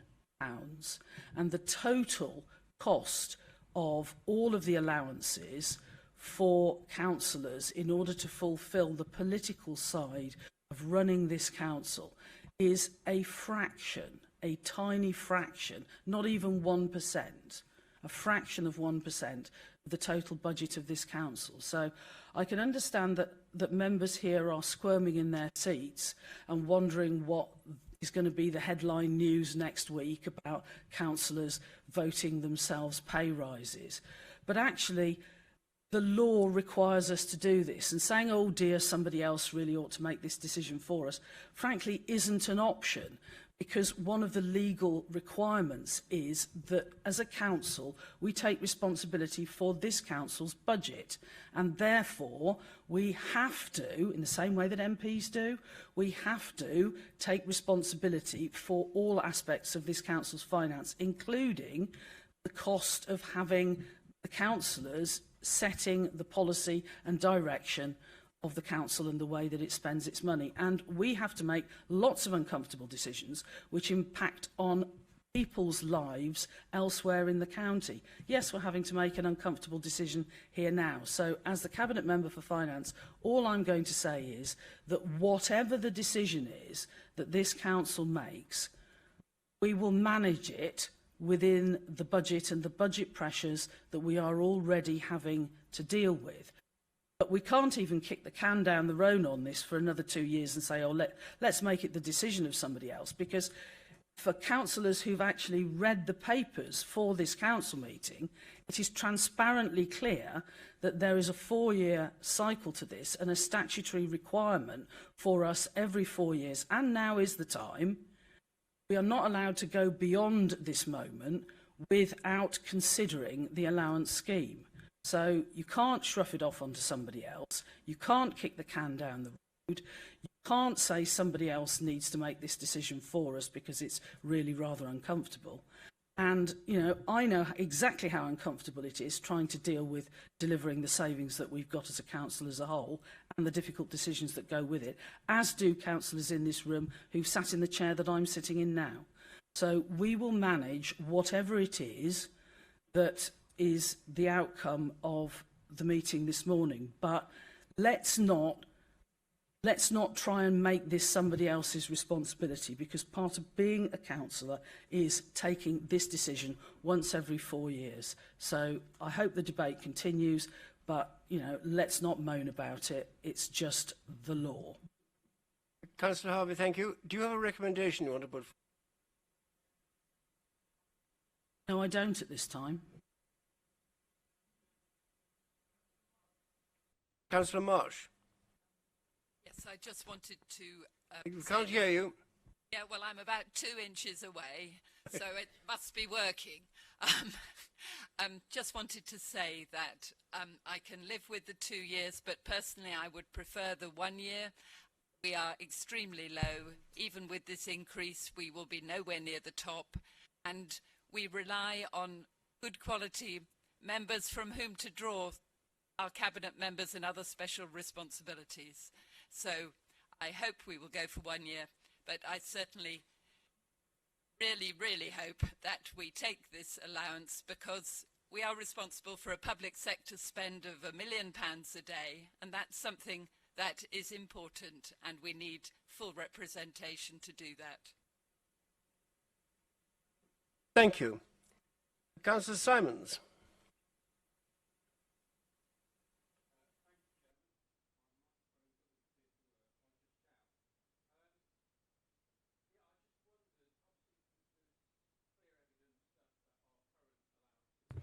I can't hear you. Yeah. Have my microphone here. I'm coming over. Grab this. Yeah, apologies. My desktop microphone doesn't work. Yes, obviously, there's no dispute. The evidence is there that our allowances are significantly lower than other authorities.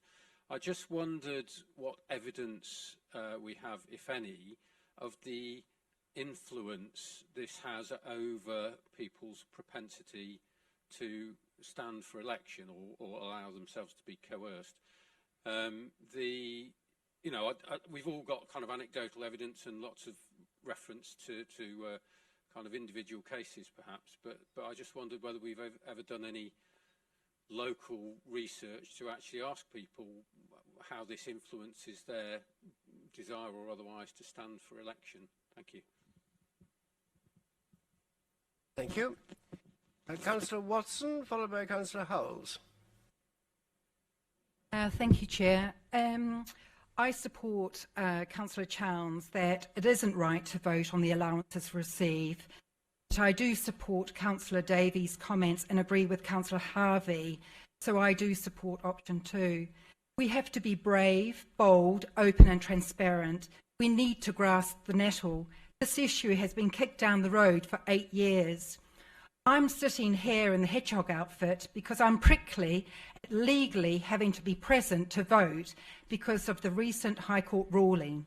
Herefordshire Council is paying for this room, and many will be claiming travel to and from this venue. It is an unnecessary expense on taxpayers' money, including the opportunity cost of officers and time and energy to make it happen. If it is true that we will be able to have remote meetings in the near future, this alongside the topic of allowances is not helping our cause today. However, a small increase along with the opportunity to vote by remote meetings might be another consideration for a young person or a working parent to consider standing for election. A few councillors here today are working parents. Some others do not have a well-paid pension, so they do rely on this allowance to make up for the time lost spent on our work. I work between 32 and 35 hours a week in my role as a ward councillor and in my role as cabinet support. I earn my just over £11,000 a year.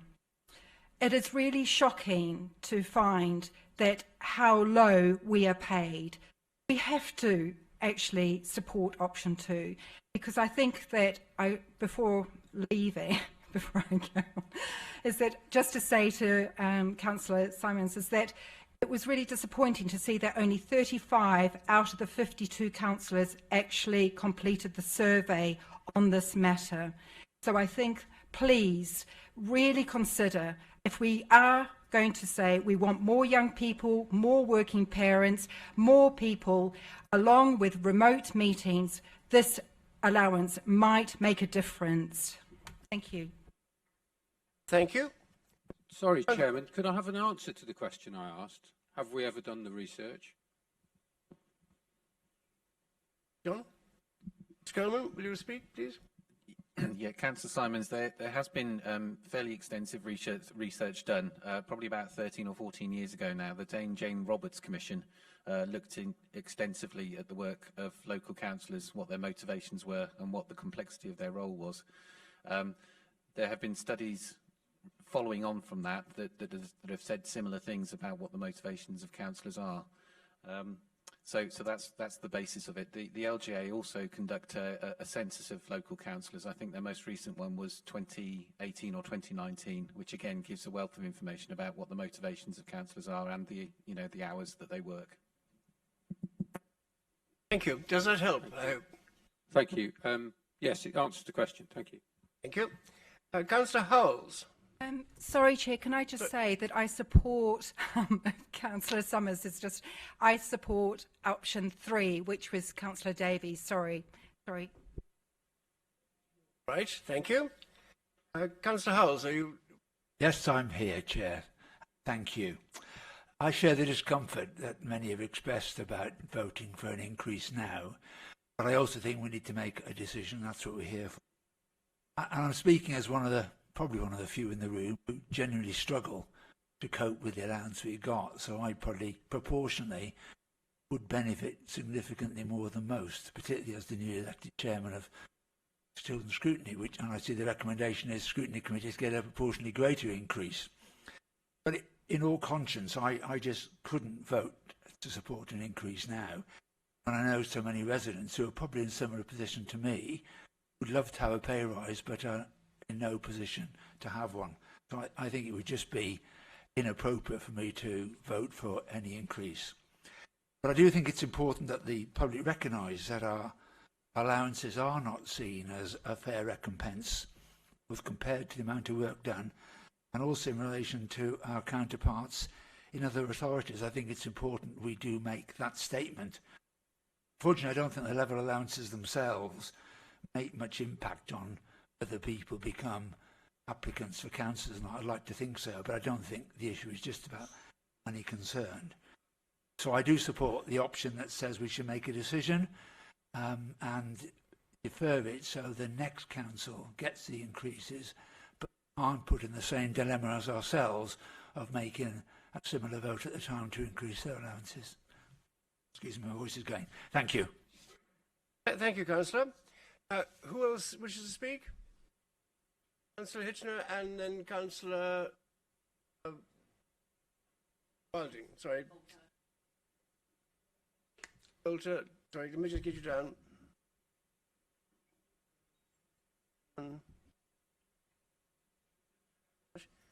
Did have Councillor Summers as well. Was that so?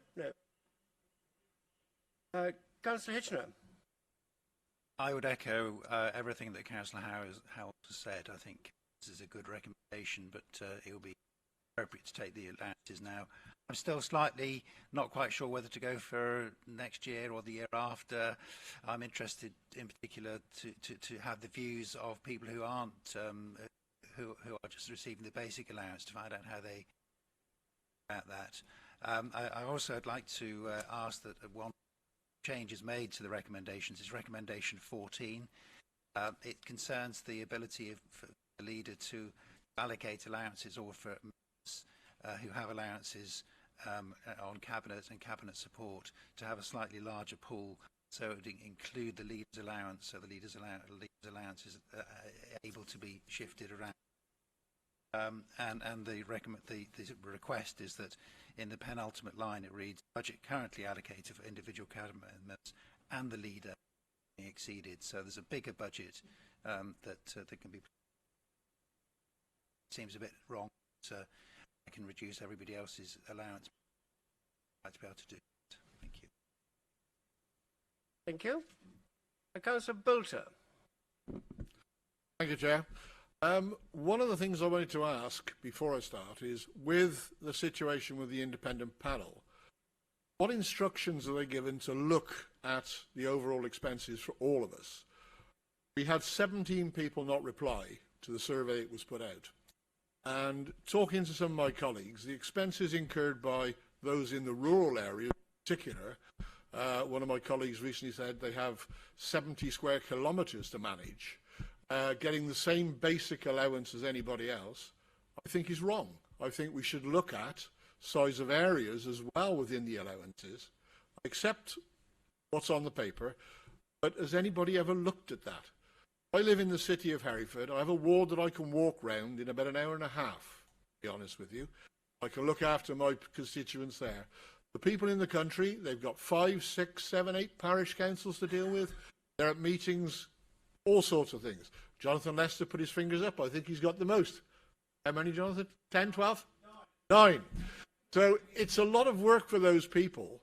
And when you start to put it in perspective, does the panel look at that instance? Should there be a differential between my allowance and somebody like Jonathan, who's got, Councillor Lester, sorry, who's got 9 parishes?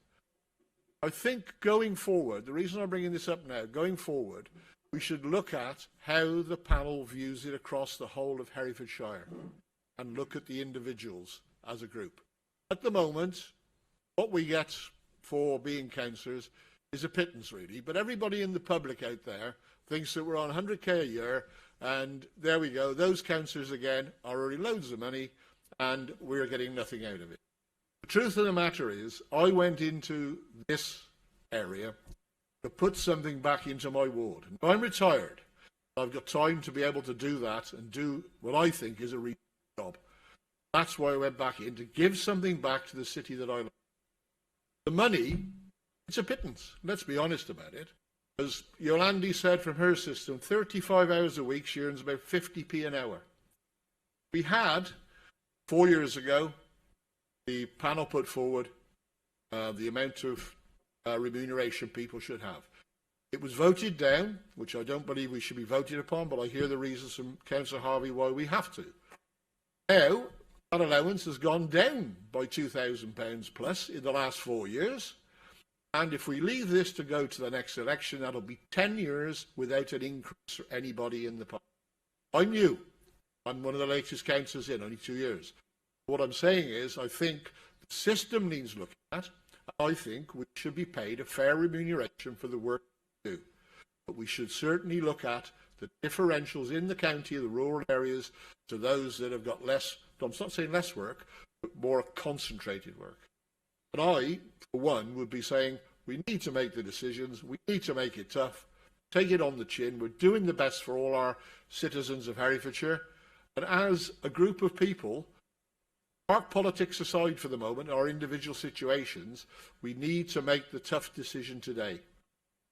Thank you very much for listening to me. Thank you, Councillor. Councillor Ginman, followed by Councillor Hewitt. Thank you, Chairman. I've never quite understood why, when you have an independent panel determining something, everybody then spends hours talking about what they've come up with as an answer. I totally accept that this is rather strange to end up voting for your own pay, and personally I'd be happy today to abstain. But the law is there. It has to be followed through. An independent body has given a decision. It did it before. We're going to be 10 years on. Can I ask a question?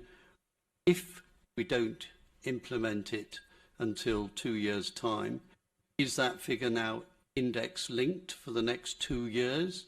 So the figure that we're actually looking at will be a different figure in 2 years' time anyway? If that is the case, then we have 10 years of, really, we're not even talking about a pay increase, we're talking about a regrading completely of what is required. Now, I, in a previous existence, had to deal with fallout that occurred in a certain place called the House of Commons.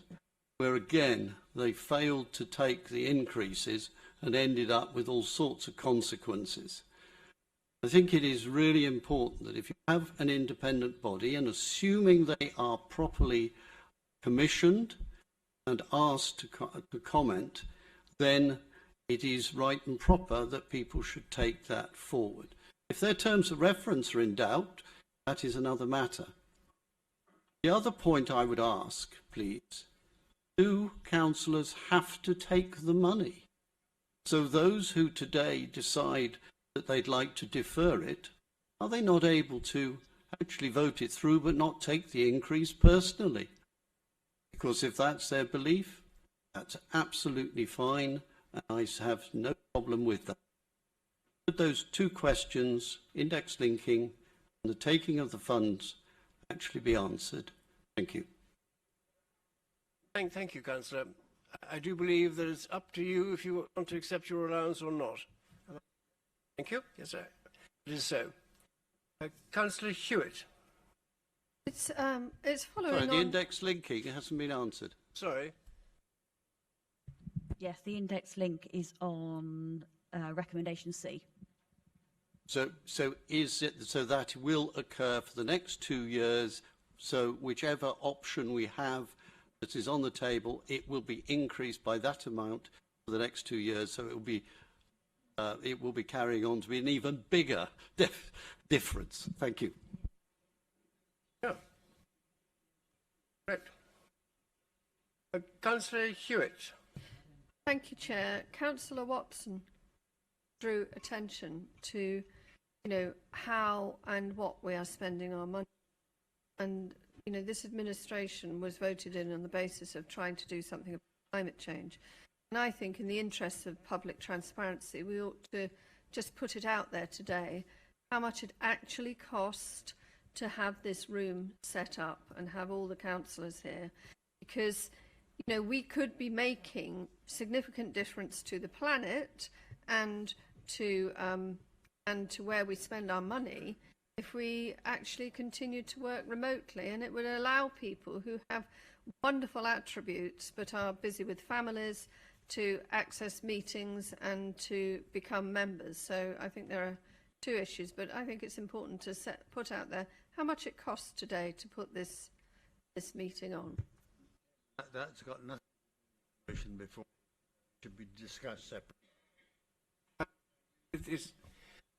We are looking at allowance scheme, not how much this place costs. And we do have legally to meet in person. Sorry, that's the law at the moment. Do we have other speakers? Yes, Councillor Hay, followed by Councillor Wilding, is it?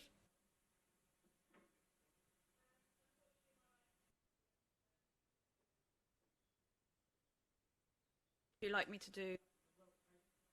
I suggest you speak loudly, okay, or yeah, get a borrow neighbours. Oh, I'm live apparently. I well think. done, good. You can hear me.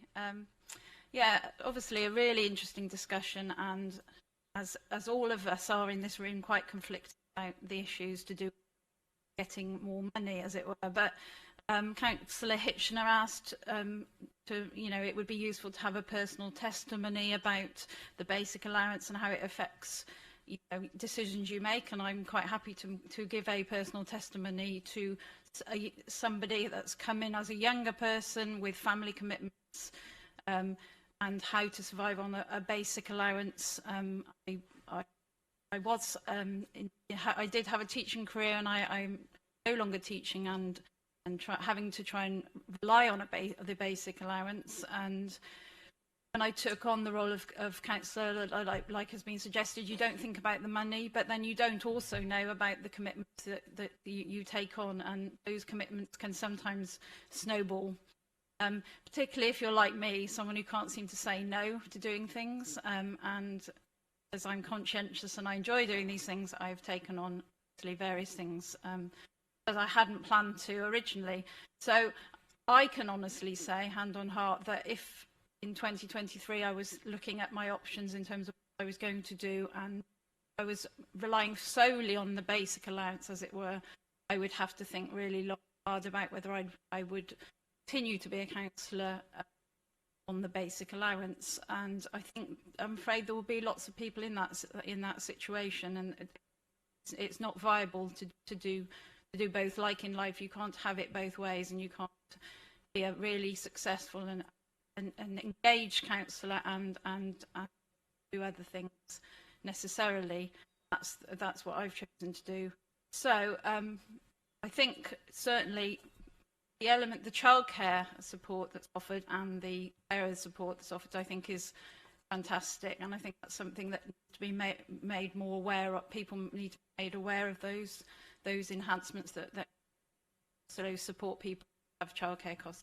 So, I think we can attract people into this role, but we need to work hard at it, and unless we do offer a little bit more of a financial enhancement, I just don't think that will happen, and I think that's a great shame, because we do need people from all walks of life in this role. It's great to sit here and see that we have got great representation here, but people who might be teetering on the edge of do I do this or do I not, and if there is a little bit more of a financial incentive there, then they might make that decision to do it. So it's just food for thought. Thank you, Councillor. Councillor Wilder. It's right? Wilding. Wilding, sorry.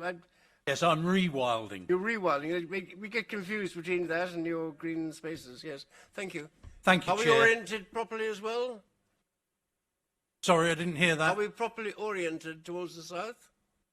I don't know. I haven't looked at a map to see. But I'm assuming if you're saying that, if you're bringing up the orientation, then you're going to send me into a whole rant about having to come in here and, use petrol. Miss that, Councillor Wilding, if you don't mind, and just get on with your comments. Okay, well, you brought it up, Chair. In a past life, sometimes, not very regularly, but sometimes I got paid £1,000 for 5 minutes just to make people laugh. More recently, just before I was a councillor, I got paid £25 an hour as a gardener and my only decision I had to make was whether I pruned a rose bush in a certain way or not, or whether I left a bit of grass to grow for another week or so. I got £25. I thought that was reasonable. When I was elected as a councillor, I thought, what would be a reasonable amount to be paid? And I decided £15 an hour would be a reasonable amount to get paid for some of the things that we do. And so I sort of divided that round with the amount of money we got, and I worked out I should really be only working about 18 hours a week, and that suited me because I'm a lazy so-and-so most of the time. But I found that it was impossible to only spend 18 hours a week doing the job because you've only got to open your laptop and you've suddenly got a couple of hours there just looking at the emails that have come in and making reasonable replies to them, as opposed to just deleting them off your laptop. When you add in the 5 parish council meetings, it would be good to make per month, plus all the other meetings, it becomes apparent that it's impossible to work for 15 hours a week. I guess now I'm doing maybe 9 or 10 £10 an hour, something like that. I could easily go further, but I draw the line. I say all this not really because I can't work out which one to vote for, but that is the reality. If you want to work as a councillor, you're going to be working at something like £9 an hour. Now, if people out there in the real world are listening, I don't think anyone out there would think that's a lot of money to earn. I mean, there must be people just cleaning toilets earning that much, mustn't there? And they haven't got to decide, make votes on the finances for the council, which could involve millions of pounds. All they've got to do is squirt a bit of toilet duct round the bend. So that's the reality. I've got one question, though, which is about the independent remuneration panel. We've had all these recommendations. I don't see a recommendation from that panel that suggests that we remove the need for councillors to vote on this pay increase every 4 years. Surely one of the things that they should have recommended was that it's an automatic thing. The panel, who are independent, decide on the amount and it's just put through. And then we wouldn't have to have this madness of having to decide. Well, somebody's saying it's the law. Well, that happens with all sorts of things in the council. We can't do this, we can't do that because it's the law. Well, we need to, if that's the case, which I'm sure it is, then we need to send a message to whoever changes the law that it's about time they looked at that because it's ridiculous. Thank you. Thank you, Councillor. And I think you have much support in your thinking. Do we have any more speakers, please? Jansen, Councillor Jansen. Sorry. I just think probably this debate for the general public, it will be quite helpful for them to and their perceptions of what councillors get, and hopefully it's helpful for them. I'm minded of there's a parable of the workers in the vineyard, and perhaps you could all go and look that up. And I'd just like to say that if you are future councillors, if they're elected and they're older, it doesn't mean that they're not progressive. Thank you. Do we have other speakers, please? No other speakers at the moment.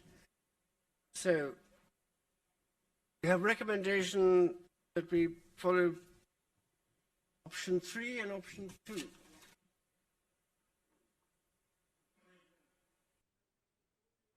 to put forward your amendment?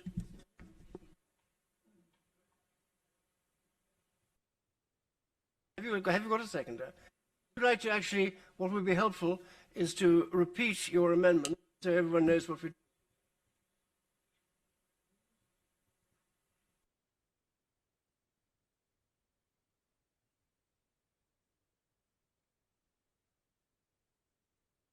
Thank you, Chair.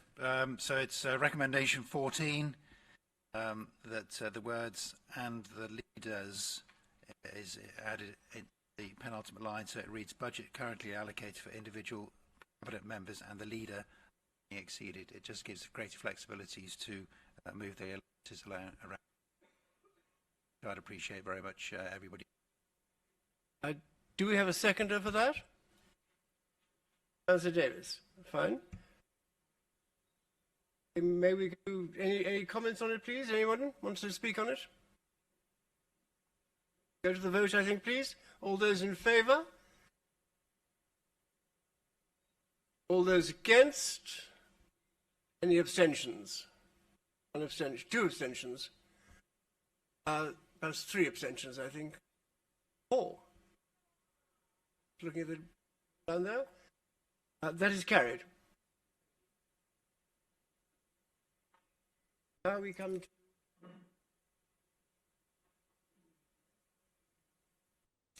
can we vote on recommendation A as amended, please?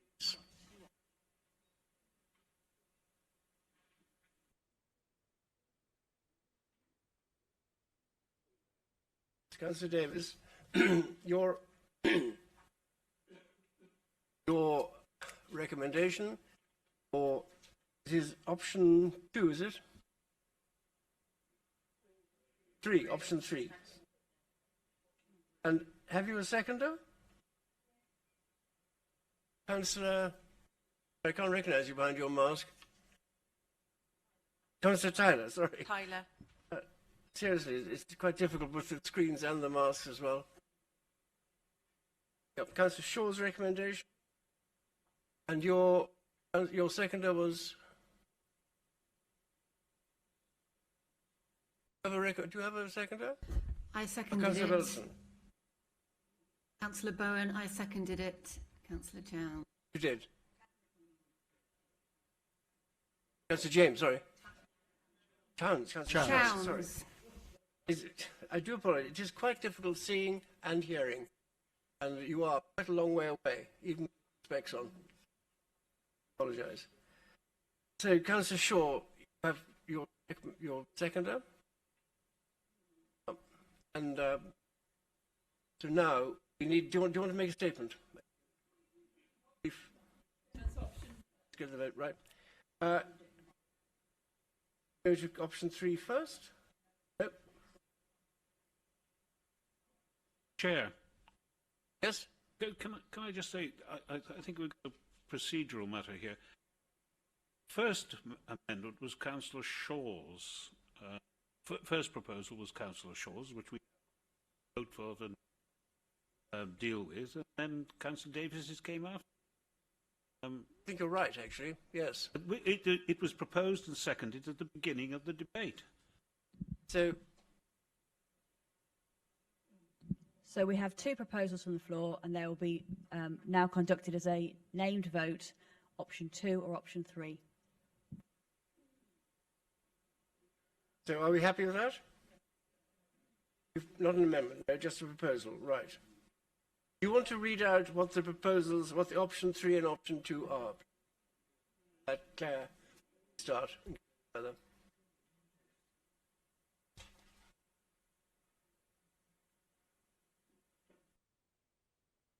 Okay. Option 2 is Council accept the recommendations in full, bar the amendment that's just been made to recommendation 14, but defer the new allowance scheme to begin in 2023-24 following all-out local elections to deliver the new increase.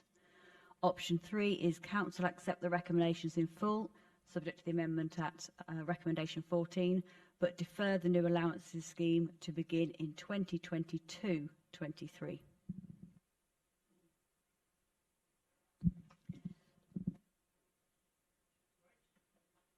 Go to the vote now, please.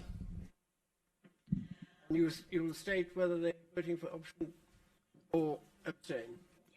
I shall call out the names of all members present and request that they clearly state whether they are for option 2, option 3 or abstaining. Councillor Graham Andrews. Councillor Paul Andrews. Option 2. Councillor Polly Andrews. Option 2. Councillor Bartlett. Option 2. Councillor Bartram. Councillor Balderson. Option 2. Councillor Bolter. Option 3. Councillor Bowen. Abstain. Councillor Bowes. Option 2. Councillor Chowns. Option 2. Councillor Crockett. Option 2. Councillor Davis. Option 3. Councillor Durkin. Option 2. Councillor Fagan.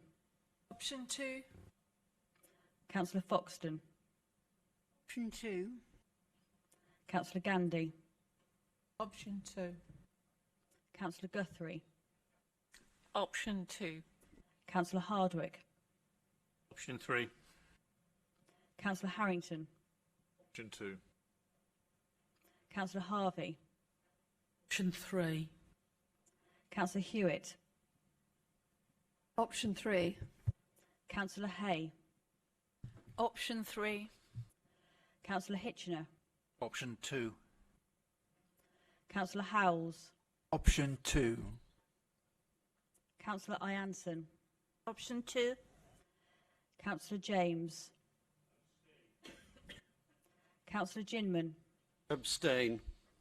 Councillor Johnson. 2. Councillor Graham Jones. Councillor Mike Jones. Option 2. Councillor Kenyon. Councillor Lester. Option 2. Councillor Marsh. Option 3. Councillor Matthews. Councillor Millmore. Option 2. Councillor Norman. Option 2. Councillor Phillips. Abstain. Councillor Price. Option 2. Councillor Probert. Option 2. Councillor Roan. Option 2. Councillor Selden. Councillor Shaw. Option 2. Councillor Stark. Option 2. Councillor Summers. Option 3. Councillor Swinglehurst. Option 2. Councillor Simons. Councillor Tillett. Councillor Toynbee. Option 2. Councillor Tyler. Option 3. Councillor Watson. Option 3. Councillor Wilding. Please bear with me while I verify the results.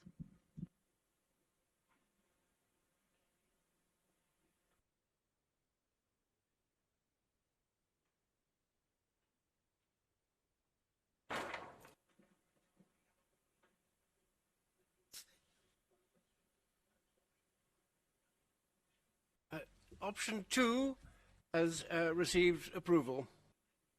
Thank you.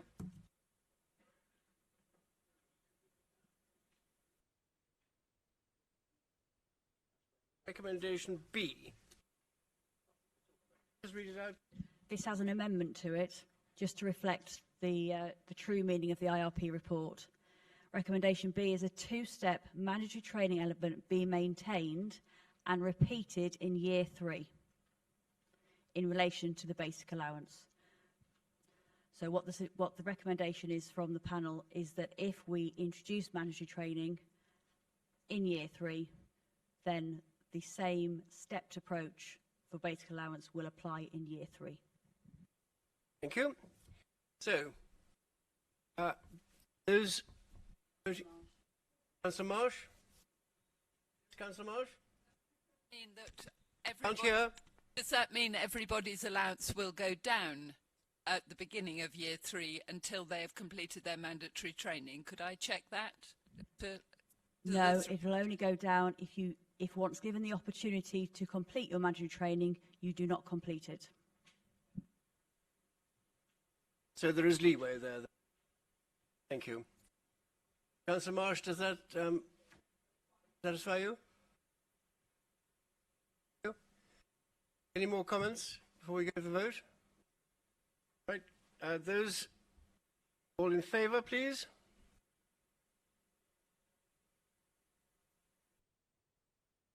Sorry, you don't have a seconder. You haven't got a proposer even.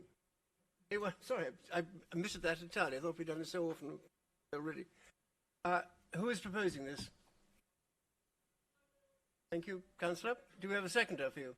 Yeah, I'm prepared to second it, Councillor Harvey, and I think just for clarity, year 3 is this year. So you're all getting trained again. Just to advise, though, the training plan is not yet in place and it will go to the member strategy development group. So we're off the hook for the moment, I think. So, proposer, Councillor Hewitt, seconder was? Still Councillor Harvey. Harvey. Still Councillor. Thank you. Just make sure. Right. All those in favour, show please. All those against? Any abstentions? One abstention. That is carried. Thank you. Now the next one. Nation C. Sorry, Like to Chair. read it out, please.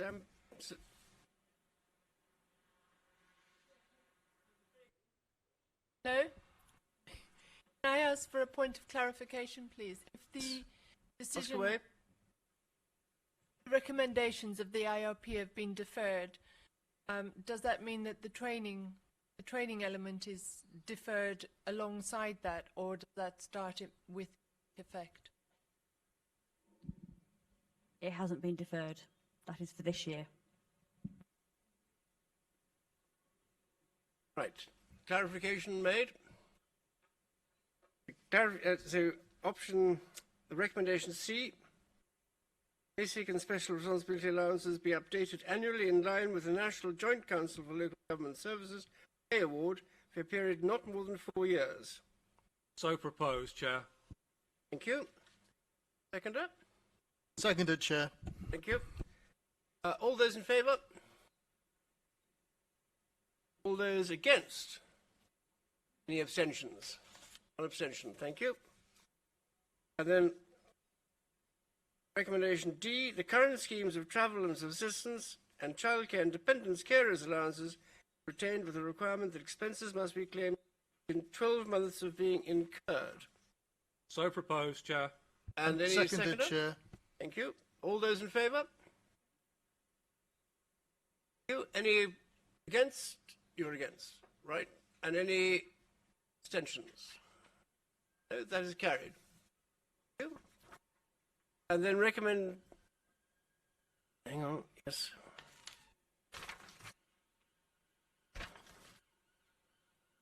You seem to have slight confusion over here. This recommend. It says recommendation A. I mean,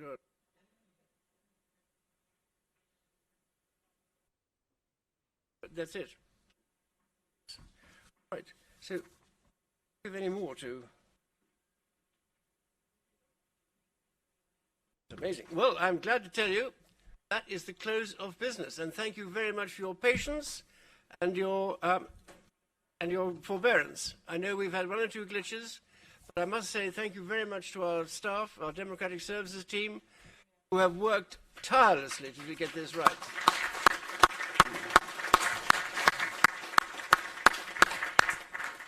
It's quite an amazing sight coming in here and seeing all this set up, and it is entirely done. Good people here, you see on your left, done a huge amount of work, and we are very grateful to them. So thank you very much indeed. Thank you all. Enjoy the rest of the weekend, including the Monday.